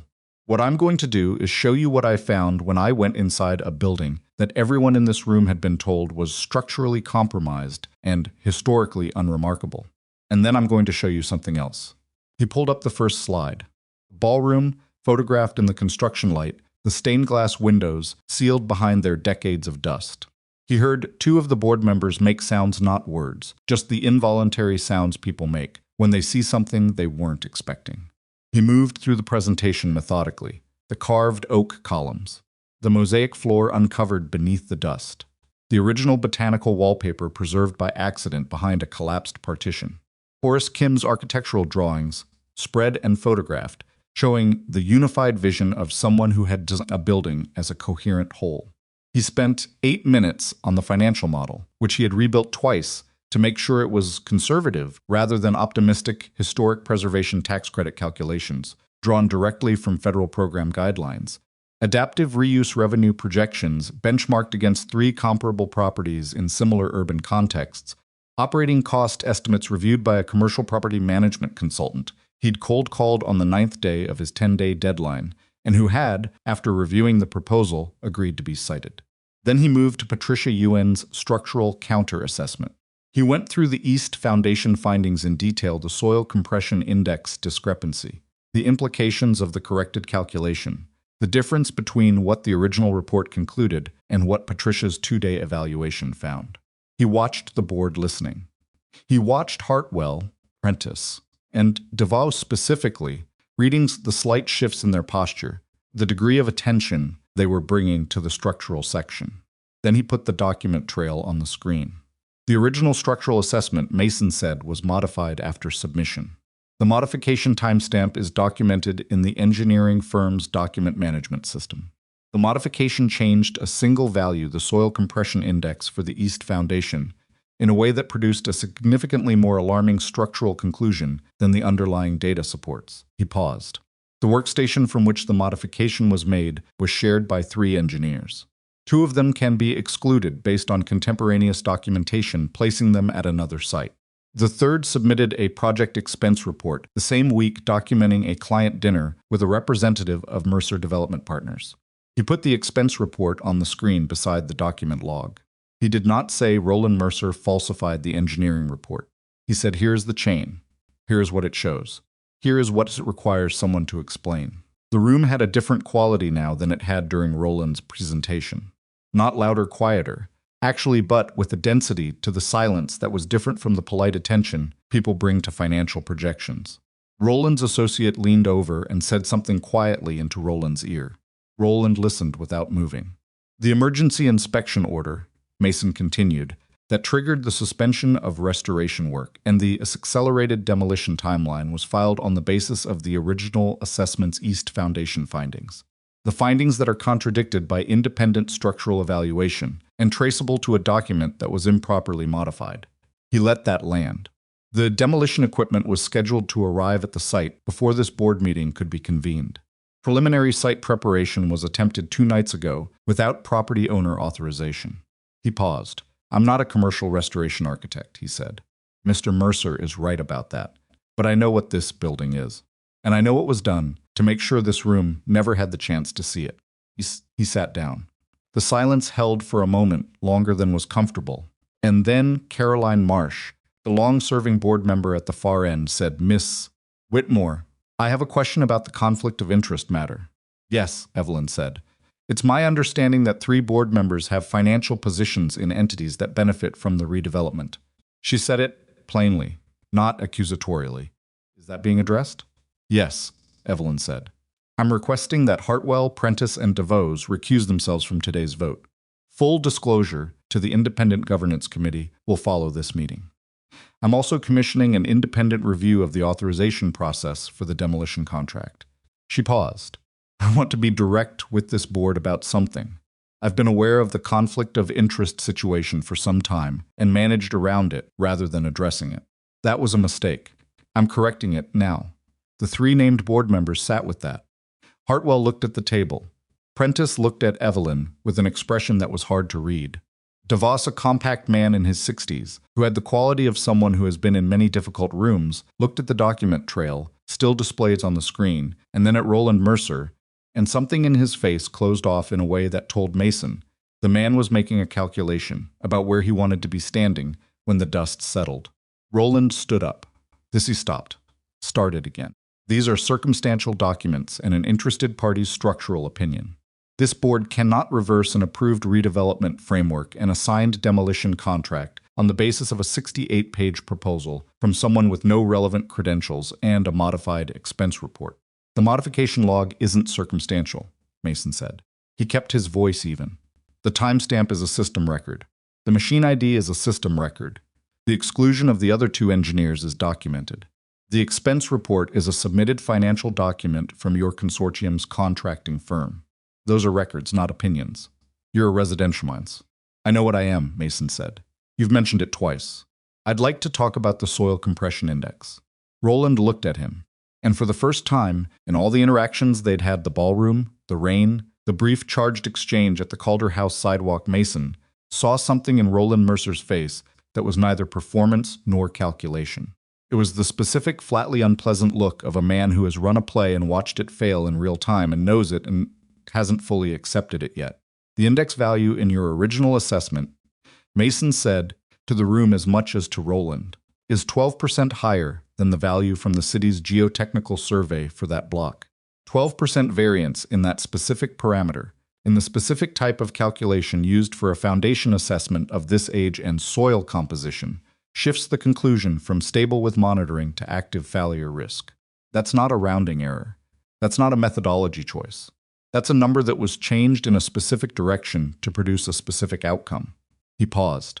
I'd like Mr. Mercer to explain how that variance occurred. Roland said nothing. The associate on his left said something quietly. Roland sat down. Caroline Marsh looked at Evelyn. I'd like to hear from the structural engineer who produced the counter-assessment. Is that possible? By phone, Mason said. She's standing by. He was already reaching for his phone. Patricia Ewan spent 22 minutes on the phone with the board. She was Patricia at her best, precise, unhurried, willing to go back and explain methodology when asked, firm on her findings without being defensive about them. She described the East Foundation in terms that were accessible without being simplified, walked through the specific calculation discrepancy, and confirmed in plain language that in her professional opinion, the Calder House was structurally sound for restoration purposes, and that the original assessment's East Foundation finding was not supportable by the underlying data. When Mason ended the call, the room had a different weight to it than it had when Roland had finished his presentation. The discussion that followed was not quick. It lasted an hour and 40 minutes, during which Mason answered questions about the financial model, the adaptive reuse program details, the proposed restoration timeline, and the community center component he'd included in the basement level, which had generated more board attention than he'd expected. The concept of converting the space where Evelyn's family had once found emergency housing into a permanent resource for people in similar situations proving to be, in the room, the kind of detail that attaches itself to a project and gives it a character that raw financial projections don't provide. Roland's two associates asked pointed questions about construction liability, insurance exposure, and the legal status of the demolition contract. Mason answered the construction questions. Evelyn's general counsel, who had been quietly present throughout, handled the contract questions with the brevity of someone who has already reviewed the relevant documents and knows where they stand. At one point, Roland made a final attempt. He stood up and spoke not to the board but directly to Evelyn, and the shift in register was noticeable, less formal, more personal, the voice of someone invoking a longer history. Evelyn, you've built this company for 30 years. You've made hard calls that I know weren't easy, because I watched you make some of them. This is not a hard call. This is a sentimentality that is going to cost your shareholders real money, and it's going to cost you credibility you've spent 30 years building. He paused. I don't know what he's told you, or what you think this is, but a 32-year-old residential architect with a sympathy story is not a reason to. Roland. Evelyn's voice was quiet and complete. He stopped. I'm going to ask you to hear something, she said, not as a rebuttal, just as information. She reached into the folder in front of her and produced a photocopy, the letter from the basement archive, the one in careful handwriting describing a mother and her children, and a building that had given them somewhere safe to be. She put it on the table in front of her, and she didn't distribute it or put it on the screen. Put it there. When I was 2 years old, she said, my family had a very bad year. I didn't know, until Mason found this, that the building we're discussing is the building where my mother brought us during that year. She looked at Roland steadily. You've suggested that my judgment has been compromised by sentiment. I'd like the board to consider whether the reverse might be true, that seeing this building only as a financial instrument and being willing to falsify structural data to protect that view is its own kind of compromised judgment. The room was very quiet. Then she looked at the board. I'd like to call the vote. The 3 recused members sat back from the table, Hartwell with visible relief, Prentice with careful neutrality, DeVos with the expression of a man who has decided something privately and is acting on it. The remaining 8 board members consulted their copies of the presentation. Caroline Marsh made a note on her pad. 2 others exchanged a brief, quiet word. The vote was 8-0. The Calder House demolition authorization was revoked. The restoration proposal was approved in principle, pending a formal contract and full architectural commission. Roland's redevelopment contract was suspended pending the investigation into the falsified structural assessment. Roland Mercer gathered his documents with the efficient, contained movements of a man who is not going to display what he is feeling in this room, and he walked out with his 2 associates without speaking to Mason or Evelyn or anyone else. The door closed behind him, with the ordinary sound, just a door, just a mechanism, no drama in it. Mason sat at the boardroom table with the bound presentation copies in front of him and listened to the room decompress around him. Board members talking, Evelyn's general counsel making notes, Diane appearing from somewhere with a second coffee service, and he felt something that he'd been holding tightly for weeks begin to release. Not celebration, not relief exactly, something quieter. Specific feeling of having put everything you had into something and found out that it was enough. Evelyn crossed the room and sat in the chair beside him. Not across from him, beside him. Congratulations, she said. Lead architect. He looked at her. The vote was on restoring the building. The commission is a separate. The vote was unanimous, and the board knows who found the ballroom, she said. The commission is a formality. She paused. If you want it. He looked at the photograph of the Calder House, still displayed on the presentation screen, the stained glass windows, the carved columns, the mosaic floor beneath its dust. I want it, he said. She nodded. She looked at the photograph too for a moment, both of them quiet. Then she said, Mason, I need to tell you something. Something in her voice was different, not the boardroom voice, not the working voice, but the voice she'd used in the basement of the Calder House when she'd held the folder with her family's name on it and told him she'd been 2 years old and didn't remember any of it. He turned to face her. I've been thinking about what this is, she said. She said it carefully, the way she said things when she was being precise rather than managed. What exists between us. I know what it looks like from the outside. I know exactly what people will say, and I know the specific words Roland would use if he wanted to be unkind, and he already was unkind. In this room, in front of 8 people. A pause. And I also know that I have spent 12 years building something very large and very successful, and I have been, underneath all of it, quite alone. And that the opposite of alone is frightening in a way I didn't expect it to be. Mason waited. He had learned, over the weeks of working with her, that she needed to arrive at things at her own pace, and that interrupting the arrival was a mistake. I'm 18 years older than you, she said. I know. People will say you're with me for what I have. People said Ellie was the charity guest, Mason said. I stopped outsourcing my self-worth to people who were wrong about things. Something moved in her face.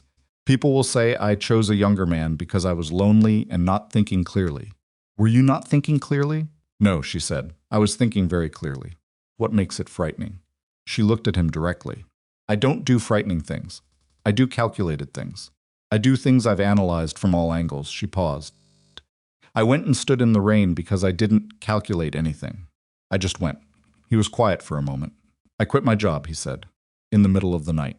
Without a contract, without a guarantee, without anything except a card with a phone number and a building I'd been inside for 6 hours. He paused. I'm not always careful either. She looked at him. I have a 7-year-old daughter, he said. She's the most important thing in my life, and that's not going to change, and the person who is going to be around her needs to understand what that means before anything else. He held her gaze. You already do, I think. But I need to say it plainly. I know, Evelyn said. I've known since the first night when she hugged my arm and went to bed. A pause, and something shifted in her expression, something that wasn't managed or analyzed or protected, just there, visible. She's extraordinary, your daughter. She gets it from her mother, Mason said. And she's learning some other things on her own. The boardroom had mostly cleared around them. Diane was at the far end collecting coffee cups. 2 board members were speaking quietly near the door. The presentation screen still showed the Calder House ballroom, its stained glass windows sealed and waiting. I don't need the world to understand us, Mason said. Came out simply, the way true things come out when you've been carrying them for a while and finally set them down. I just need whatever this is to be real. Evelyn looked at him for a long time. She had spent 30 years being the person who knew the cost of every decision before she made it, who mapped the risk and weighed the exposure and chose paths that could be defended on rational grounds. She had built something real and significant, doing exactly that. She was good at it. She was probably, in some accounting of the thing, better at it than almost anyone she knew. And here was a man in a room who had just told her that he didn't need the world's understanding, who had crouched next to his daughter in a ballroom and chosen decency over anger, who had quit his job for a building in the middle of the night and then stood in the rain and documented evidence until 3 a.m. and then gone home and slept because he knew exhausted judgment was a liability, who had found her family's name in a basement archive box and called her downstairs without saying anything first, just her name, just come and see. Yes, she said, not to the boardroom, not to anyone else in it, just to him. Mason exhaled a small, quiet sound, barely audible, the kind of thing that happens when something you've been holding since, before you knew you were holding, it finally lets go. He didn't reach for her hand. This was not the moment for that, not here in the cleared boardroom, with Diane collecting coffee cups at the far end. But he sat beside her and looked at the photograph of the Calder house, and she sat beside him and looked at it too, and the quiet between them was the specific quiet of people who have arrived somewhere. They didn't fully plan to arrive, and are taking a moment to understand what that means. Outside, 11 blocks south, the Calder house sat locked and empty on its corner. The stained glass windows were still dark behind their boards. The ballroom was still sealed in the quiet it had kept for 40 years. The basement archive still held its boxes of letters, 100 years of people who had needed a place to be, and found one. But the equipment was not coming.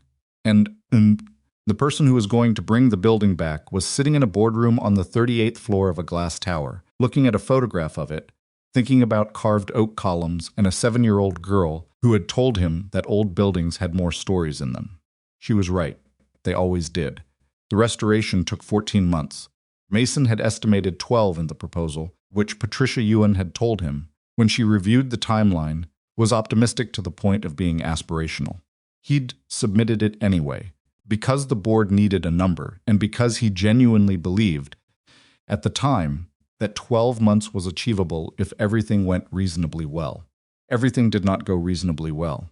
The east facade concealed a water infiltration problem that didn't show up in any of the assessments, not the original demolition report, not Patricia's counter-assessment, not Mason's own inspection. It revealed itself in the 3rd month of work, when a section of limestone was removed for cleaning, and the substrate behind it turned out to have been quietly absorbing moisture for approximately 2 decades. Slow and patient damage that had not yet reached the structural threshold, but had compromised enough of the underlying masonry that the entire east wall sequence required a methodology change.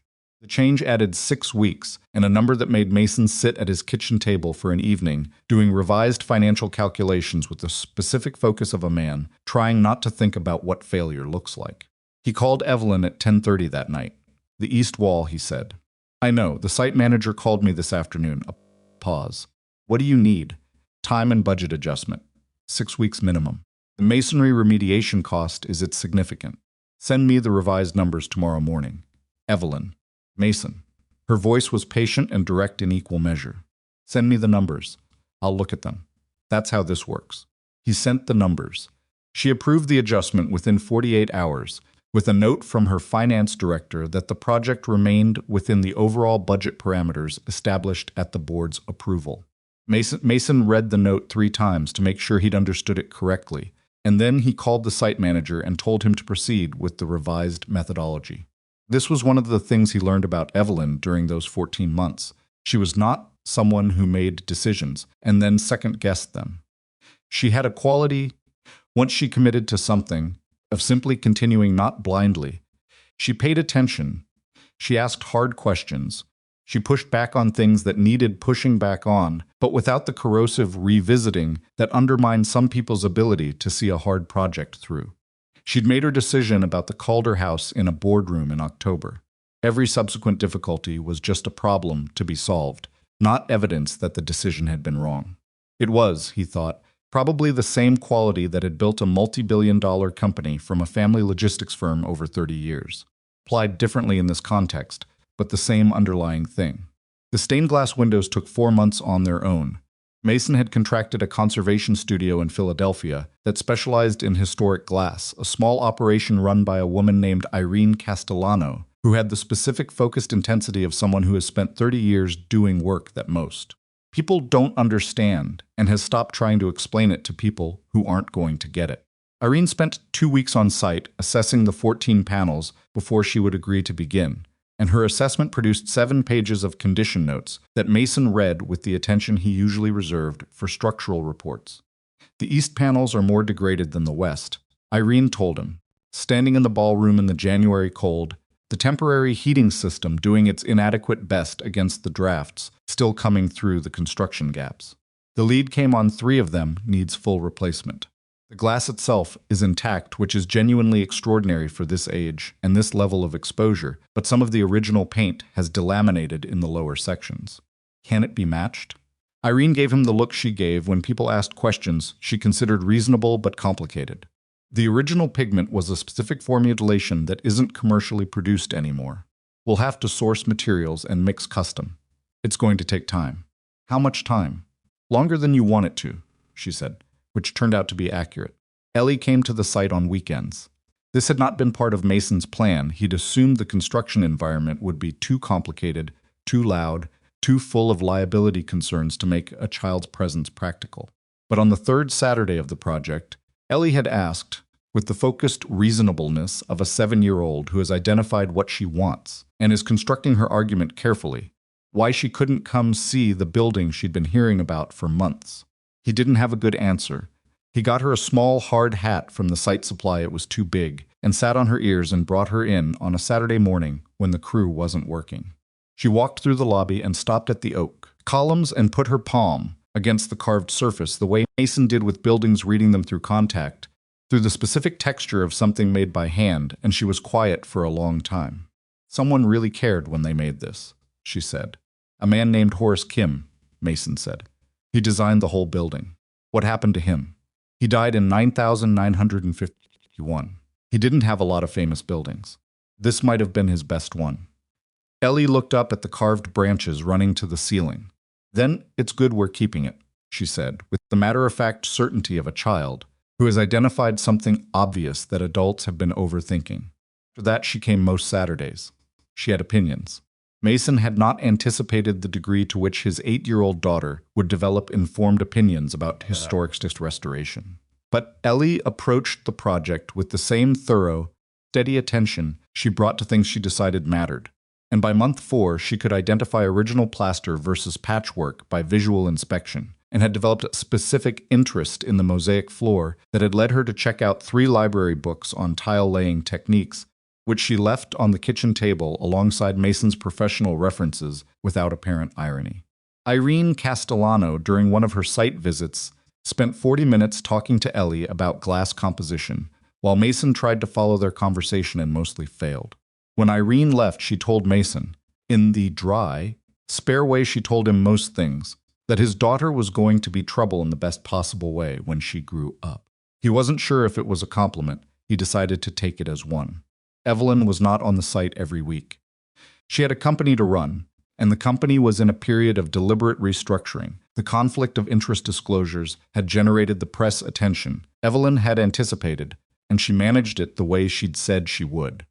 Directly, transparently, a formal independent review, voluntary board restructuring, public statement that was factual rather than defensive. Hartwell and Prentice had stepped back from relevant decisions. DeVos had resigned from the board entirely, which Mason suspected Evelyn had expected and possibly facilitated, though she didn't discuss it with him in those terms. Roland Mercer's situation moved through the slower machinery of formal investigation. The falsified engineering report generated a professional misconduct referral to the state licensing board and a civil investigation into the demolition contract process. Roland had lawyers, and the lawyers were good, and the process would take time, likely years. Mason followed the news on it without obsession. It was happening. It was in the right hands, and he had a building to restore. What Roland had done was real, and it had consequences, and those consequences were grinding through the appropriate channels. That was sufficient. Mason had learned in 3 years of single parenthood that justice and closure rarely arrived on the schedule you wanted them on, and that holding your breath waiting for them was a way of stopping your own life. He was not stopping his life. Evelyn came to the site on a Tuesday in April, 7 months into the restoration, without announcing it in advance. Mason was on the 3rd floor with the construction crew, reviewing a section of the original plasterwork that had been exposed when a later partition came down, when he heard her voice downstairs talking to the site manager. Came down the temporary staircase and found her in the lobby, in her work coat, looking up at the carved oak columns. She came to the site to look, not to inspect, not to review progress reports, not to fulfill any particular function, just to stand in the building and look at what was emerging from under the damage. He stood beside her, and they both looked up at the column capitals where the carved branches spread into the perimeter frieze. "It's different when it's clean," she said. The cleaning took 3 weeks on the columns alone. I can see why.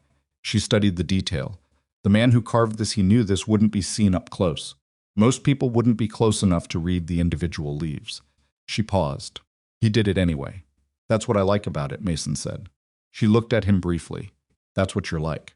He wasn't sure what to do with that, so he showed her the progress on the mosaic floor instead, which had been painstakingly documented, removed in sections, cleaned, repaired with period-appropriate materials sourced from 2 different suppliers, and was currently in the process of being relayed by a specialist team that moved with the deliberate pace of people who are not going to be hurried by anyone.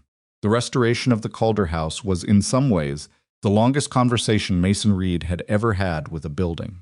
He had talked to buildings his whole professional life, assessed them, evaluated them, read their structural logic and their aesthetic choices, and the record of what time had done to them. But this was different. This building talked back, in the way old buildings do when someone is paying real attention, revealing things slowly, disclosing its history in layers, showing you something new every time you thought you'd seen everything. He found a second cache of archive materials in month 8 in a storage area above the main kitchen that the demolition consultants had apparently not accessed. Among the materials was a photograph, a formal group portrait, sepia-toned, labeled in careful script along the bottom. Calder House staff and residents. December 1963. In the second row, 3rd from the left, a young woman stood with 2 small children beside her. The label at the bottom of the photograph didn't name individuals, but Mason recognized the set of the woman's jaw and the specific quality of her stillness, the way she held herself, contained and present from the woman he now knew well enough to recognize in an old photograph. He brought it to Evelyn on a Friday evening. She held it for a long time without speaking, longer than she'd held the letter in the basement that first afternoon. Long enough that Mason went to the kitchen and made tea. They were at his house, which had become, over 14 months, the default location for evenings that didn't have a specific agenda, and came back and set a cup beside her and sat down and didn't ask anything. "She looks tired," Evelyn finally said. Her voice was even, but something underneath it wasn't. "She also looks like she's holding things together," Mason said. Evelyn turned the photograph slightly in the light. "I have 1 photograph of my mother from this period. Just 1. She didn't like photographs. She said they made her feel like time was watching her." A pause. "She looks the same in this one, the same way she looked when I knew her." Another pause. "She never told me she was afraid. In all the years I knew her, she never let me see her afraid." "You didn't let people see you afraid either," Mason said, "until you stood in the rain and told Roland Mercer to stop the demolition." Evelyn looked at him. "That's different," she said. "Is it?" She looked at the photograph again. "My mother built something too," she said slowly. "Smaller than what I built. A family. A life that held together under pressure." She touched the edge of the photograph. "I've spent 30 years measuring what I built against what was possible, trying to justify the cost of it. A long pause. She would have thought the Calder house was the right thing to do. I think so too, Mason said. She looked at him with the direct, steady quality she brought to things when she'd stopped managing her expression. You're annoyingly consistent, she said. It's a character flaw, he agreed. She almost smiled. It was the almost that he'd come to understand was more honest than the full version. The almost was the thing that happened before she could organize it into something presentable. He had cataloged, over 14 months, the specific vocabulary of her almost smiles. He hadn't told her this. He suspected she knew. Their relationship had the shape that relationships have when they develop slowly, between people who are both careful and who have both been damaged in ways that make them careful. It was not dramatic. It was not smooth. It had the specific texture of two people figuring out how to be in each other's lives without either of them losing what they'd spent years building independently. There were arguments. Real ones. Not the comfortable kind that resolve easily and leave everyone feeling good about themselves. They argued about the timeline once in a way that turned genuinely heated Mason, feeling that Evelyn was second-guessing decisions he'd made. On grounds she hadn't understood fully, Evelyn feeling that Mason was treating the project as his personal domain rather than a collaboration. They were both partly right and both partly wrong, and the resolution took 3 days, and a conversation that was uncomfortable enough that Mason drove to his brother Caleb's house afterward and sat in Caleb's kitchen eating leftover pizza and not talking about it while Caleb made understanding noises and did not press for details. They argued about Ellie once, differently a disagreement about boundaries that was really a disagreement about what Evelyn's role was, what Mason needed it to be, what she was able to offer without overstepping in either direction. It was the most careful conversation they'd had, and also the most necessary one. Mason said things he'd needed to say for months. Evelyn said things she'd been thinking about for longer than she'd admitted. They didn't resolve it in one conversation. They resolved it over several, incrementally, the way most things that matter are actually resolved. Ellie, meanwhile, was forming her own relationship with Evelyn on her own terms and her own schedule, which Mason had decided was the right way for it to happen, and had mostly stayed out of, except to be present and consistent. At some point in month 10, Ellie started calling Evelyn by her first name rather than the building lady, which had been her designation for the first several months. The shift happened without announcement. Mason noticed it on a Saturday morning when Ellie came downstairs and said, "Is Evelyn coming today?" with the casual certainty of someone asking about a known quantity. He said he didn't know and he'd check, and he texted Evelyn. And Evelyn came at noon with a container of soup from a restaurant Ellie had mentioned once, and then forgotten she'd mentioned, which Evelyn had apparently remembered. Ellie looked at the soup and then at Evelyn, with the evaluating expression she used, when something has impressed her, but she hasn't decided whether to admit it. "I mentioned that soup one time," Ellie said. "I know," Evelyn said. "You remembered?"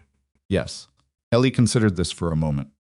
Then she said, "Okay," in the tone of a child who has made a decision and moved on, and carried the soup to the kitchen. Mason watched this from the hallway and said nothing. Some things didn't need commentary. The ballroom was the last major space to be completed, which was fitting.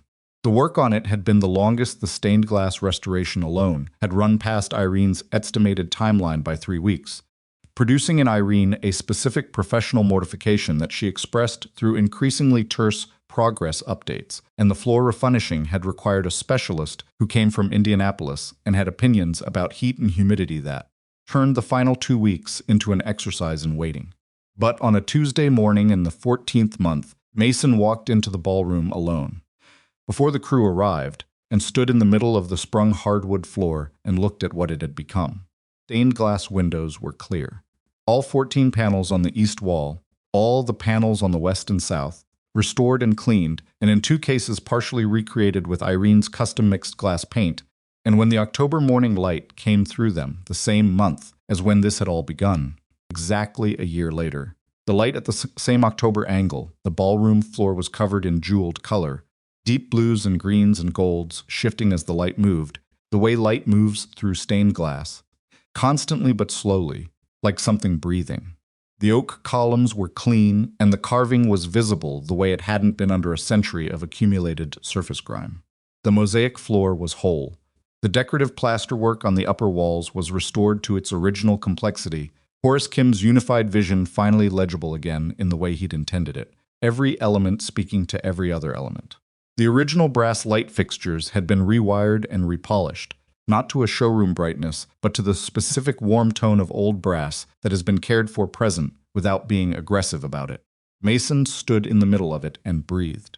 He thought about the first time he'd walked in the harsh flat light of the construction strings, the floor deep in dust, the windows sealed and dark. He thought about hearing Evelyn cross the floor and stop behind his right shoulder, and the quality of the silence that had followed. He took out his phone and called her. She picked up on the second ring. "Come to the building," he said now, "if you can, before anyone else is here." A pause. "Is something wrong?" "No," he said. "Everything is right. I want you to see it in the morning light before anyone else does." She was there in 25 minutes, which told him she'd driven herself and not waited for the traffic to cooperate with her, which was a thing she did when something mattered enough not to wait. She walked through the lobby, which she'd seen in various stages of completion over 14 months, but which was now finished, columns clean and the mosaic floor whole, and the decorative cornice restored along its full perimeter, and he watched her face move through something that wasn't quite any single emotion, but was several of them in close succession, the way a face does when the mind is running faster than the expression can keep up with. Then she walked through the main corridor and into the ballroom. She stopped. The October light was coming through the stained glass windows at the angle that made the floor into color. The jeweled pattern shifted slowly across the restored hardwood. The brass fixtures caught the light and returned it softly. Evelyn stood in the entrance to the ballroom and looked at it, and Mason stood 10 feet away and watched her look at it. She didn't say anything for a long time. He didn't either. There are buildings that reward patience. Buildings that have been waiting to be seen properly, that have something to give back when someone finally gives them enough attention and care. Calder House was this kind of building. It had been waiting for 110 years, and it had held together against the people who wanted to take it apart, and now it was standing whole and lit, and finally, fully itself. "Horace Kim?" Evelyn said quietly. "Yeah," Mason said. "He deserved more famous buildings. He got one. It just took a while for people to pay attention." She turned to look at Mason. In the stained glass light, she looked like the photograph from the 100,963 archive, not younger. Not altered, but the same person she always was, just unguarded in the way she only was in certain places. In his kitchen, in the basement of the Calder house the first afternoon, here now in the ballroom light. "What happens to this room?" she asked. "In the use plan. Community events, cultural programming, available to nonprofits and civic organizations at reduced rate." He paused. "Weddings occasionally. It'll pay for itself. And the basement? Open next month. The community center." He paused. "We have 3 organizations already confirmed as resident partners. Housing assistance, workforce development, child care support for single parents." He looked at her. "The letter room where the archive was is going to be a reading and resource room. Files are staying. Cleaned, preserved, accessible." Evelyn looked at him. "Ellie named it," he said. She called it the letter room, and it stuck. Something moved across Evelyn's face, warm and private, and not organized into anything presentable. The reopening was scheduled for the following Saturday. A public ceremony, invite list curated by Evelyn's communications team to include community members and local officials alongside the professional and civic figures who were there, because buildings like the Calder House existed in a web of institutional relationships. Press had been managed in advance. There would be coverage, which was good for the building's ongoing viability, and which Evelyn handled with the efficient pragmatism of someone who understood visibility as a professional tool rather than a personal exposure. Mason had one specific request for the reopening program: that the first people through the door, before the official ceremony, before the photographers, before the speeches, were the resident partners of the community center. The organizations that would be working in the basement, providing the housing assistance and the childcare support and the workforce training. Evelyn approved it without discussion, which meant she'd been thinking the same thing. On the evening before the reopening, Mason brought Ellie. He told her he wanted her to see it finished, quietly, before it became a public place. She put on her good coat, the navy one she'd picked herself, which was now technically too short in the sleeves, but which she refused to retire, and she carried the small paper bird she'd been working on in the car. Folding and refolding, the same meditative process she'd had since she was 7, and they drove to the Calder house in the October evening. Evelyn was there. Mason hadn't asked her to be. He'd mentioned he was bringing Ellie to see it finished, and Evelyn had simply been there when they arrived, which was its own kind of answer about what this was and what she'd decided it was. The three of them walked through the building together. Ellie was quiet in a way she wasn't usually quiet. She moved through the lobby slowly, touching the column she always touched, running her fingers along the cleaned carving. She stopped at the mosaic floor and crouched, the way she'd crouched when it was still under dust, and she'd helped Mason brush a section clear with her palm on one of the early Saturdays. "It's whole," she said. "All of it," Mason said. She stood up and looked at him, and then at Evelyn, and then at the lobby that was now, finally, what it had been designed to be. "Horace Kim would be happy," she said. "I think so," Evelyn said. They went into the ballroom last. The evening light through the stained glass was different from the morning light, deeper, redder, the October sunset, turning the jeweled panels into something that was less luminous and more warm, like embers rather than gems. The floor held the color. The brass fixtures caught the last of it. Ellie stood in the middle of the ballroom floor in her navy coat with the too short sleeves and looked up at the windows, and then down at the color on the floor around her feet. And her face held the expression she got when she encountered something she didn't have words for.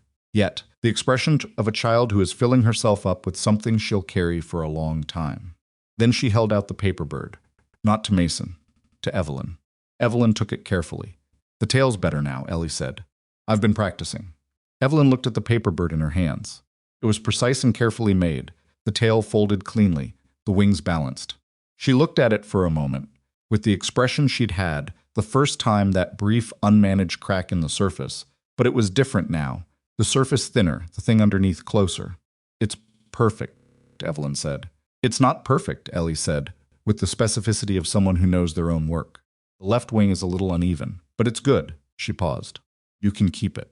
The next morning, the reopening of the Calder house proceeded with the organized, controlled energy of an event that had been planned in detail by competent people.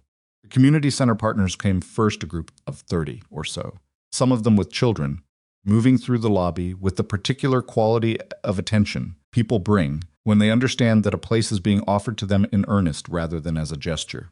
Mason watched them in the lobby, watched a woman stop at the mosaic floor, the way Ellie always stopped at the mosaic floor, watched two children discover the carved columns, and immediately begin pointing out their favorite details to each other. He thought about the letter in the archive folder. Careful handwriting describing a mother and her children, and a specific quiet gratitude. He thought about what it meant for a place to hold people when they needed holding.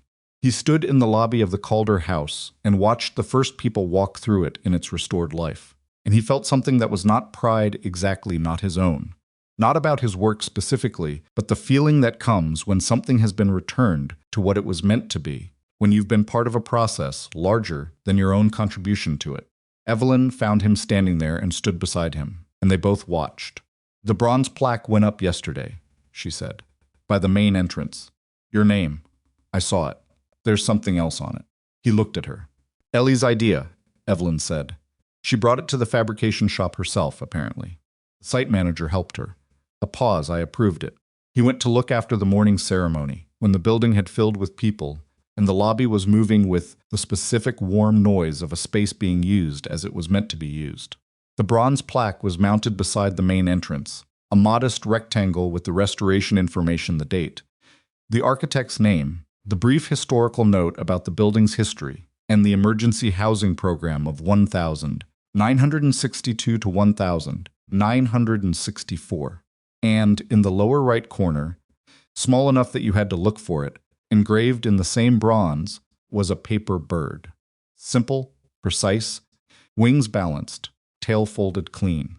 Mason put his fingers against it briefly, the way Ellie touched the column. He stood there for a moment and then went back inside. The months that followed had the quality of things that don't announce themselves as significant while they're happening. Evelyn left board meetings early, sometimes when she'd said she would be somewhere. Ellie's school performances had a reliable attendee in the third row on the aisle, a woman who took pictures with her phone, the way parents take pictures, focused and a little nervous about getting the angle wrong. Mason's kitchen table, which had once held 14 months of restoration documents, returned to its ordinary function, except that it regularly needed to be set for 3 rather than 2. There was an evening in February, deep winter, when all three of them were stuck in the house by an ice storm that made the roads impassable. Mason made whatever was in the refrigerator. It turned out to be a combination that worked better than it had any right to, and Ellie commandeered the living room floor with a project involving cardboard and tape whose purpose she declined to explain. Evelyn sat on the couch with her laptop and then stopped using her laptop and watched Ellie work. And Mason brought tea and sat beside her. And the ice came down outside, and the house was warm and slightly chaotic in the specific way houses are when a child is building something on the floor, and the three of them were together in the particular unremarkable specific weight of an ordinary evening that you understand, while it's happening, is not ordinary at all.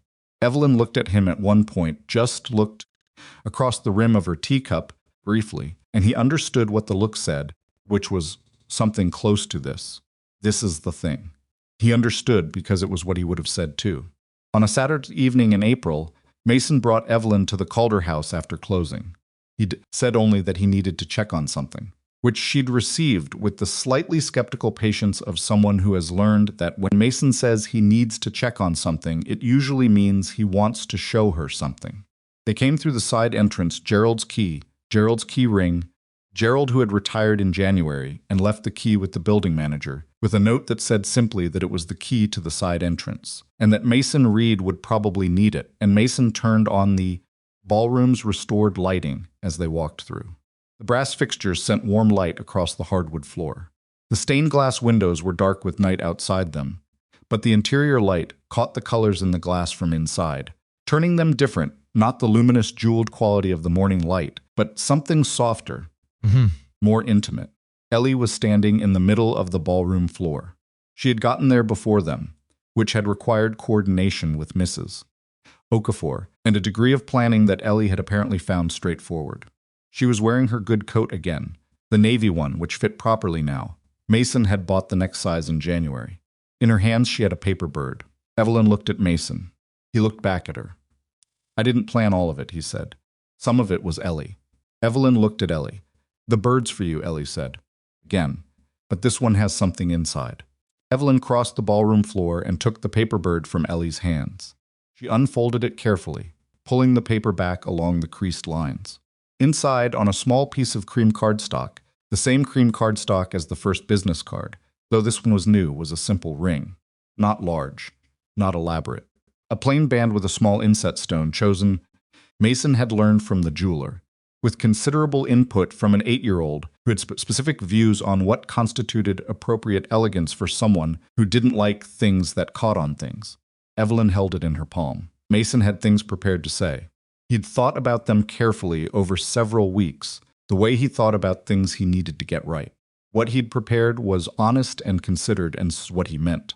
He said almost none of it. When I walked into the ballroom for the first time, he said, in the construction light, before we knew what was in there, I thought the building had been protecting itself, keeping what was valuable sealed away until someone came who would look at it properly.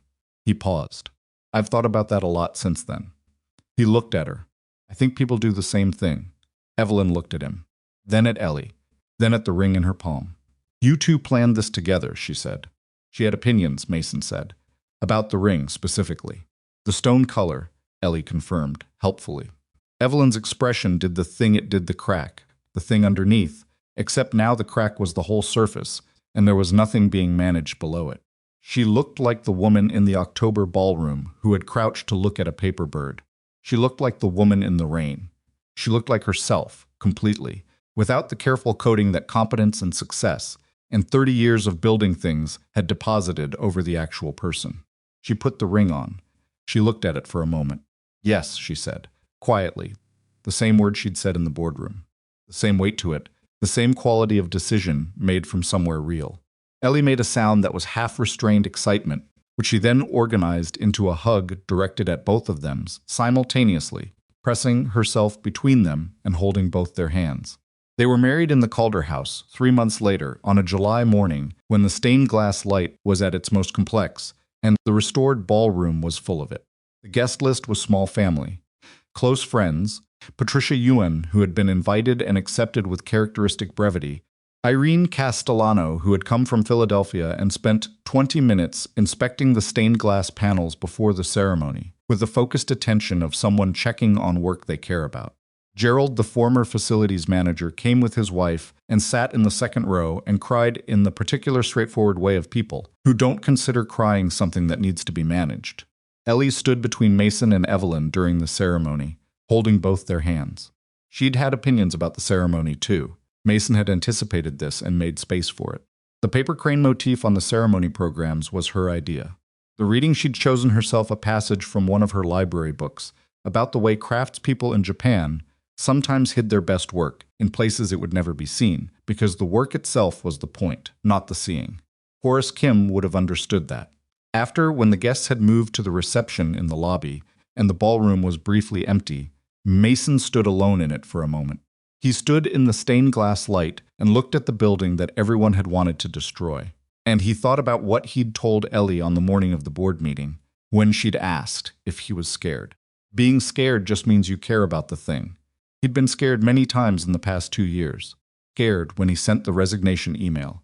Scared in the rain when Roland Mercer walked around the corner. Scared in the boardroom when Roland reduced everything to its most reductive and unkind version.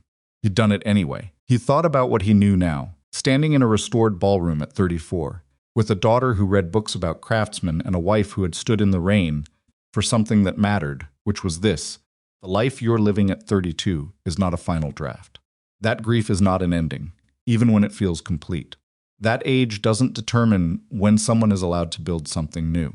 That the people who tell you what you can't have, or shouldn't want, or are foolish to pursue, they are not.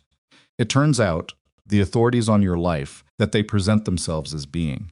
He thought about the letters in the archive boxes. All those people who had needed somewhere to be and found it. He thought about Evelyn's mother in the 1,963 photograph, holding her somehow together with the specific quiet dignity of someone who knows she will get through this, even if she can't see how yet. He thought about his own daughter, who had hugged a stranger's arm at a wedding because she'd decided she liked her, and who had been right. The building had been protecting itself, waiting for someone who would look at it properly. He still believed that. He believed something else now, too, which was that people do the same thing, seal the best parts of themselves behind whatever has been laid over them by time and loss and the accumulated weight of other people's assumptions, and that the act of looking properly, of caring enough to see what's actually there rather than what's convenient to believe, is not a small thing. It is, in fact, the whole thing. Evelyn appeared at the ballroom entrance, backlit by the lobby light, her reception glass in her hand, looking for him. "Everyone's asking where you went," she said. "I was looking at the building." Crossed the floor to him. Stood beside him in the stained glass light, the same spot she'd stood in on the October morning when it was first finished, when they'd both been quiet for a long time. "What were you thinking about?" she asked. He looked at the windows. Carved columns, at the mosaic floor whole and present beneath their feet. "That some things are worth the work," he said. She looked at him sideways, with the almost smile that was more honest than the full version. "Some things," she agreed. They stood together in the ballroom of the Calder House, while the reception moved in the lobby beyond, their guests' voices carrying warmly through the open door, and the stained glass light moved slowly across the floor, the way light moves constantly, quietly. Without hurry, the way everything that matters tends to move. Outside, the summer city went about its ordinary life around a building that was no longer empty. And inside, the letter room in the basement was already open, the archive preserved and accessible, old folded letters waiting in their labeled folders, for anyone who needed to remember that difficulty is not the end of the story, that people have always found ways to hold on, and that sometimes the places that held them have held on too, patient and intact beneath whatever time laid over them, waiting for someone to come and look properly at what was still there.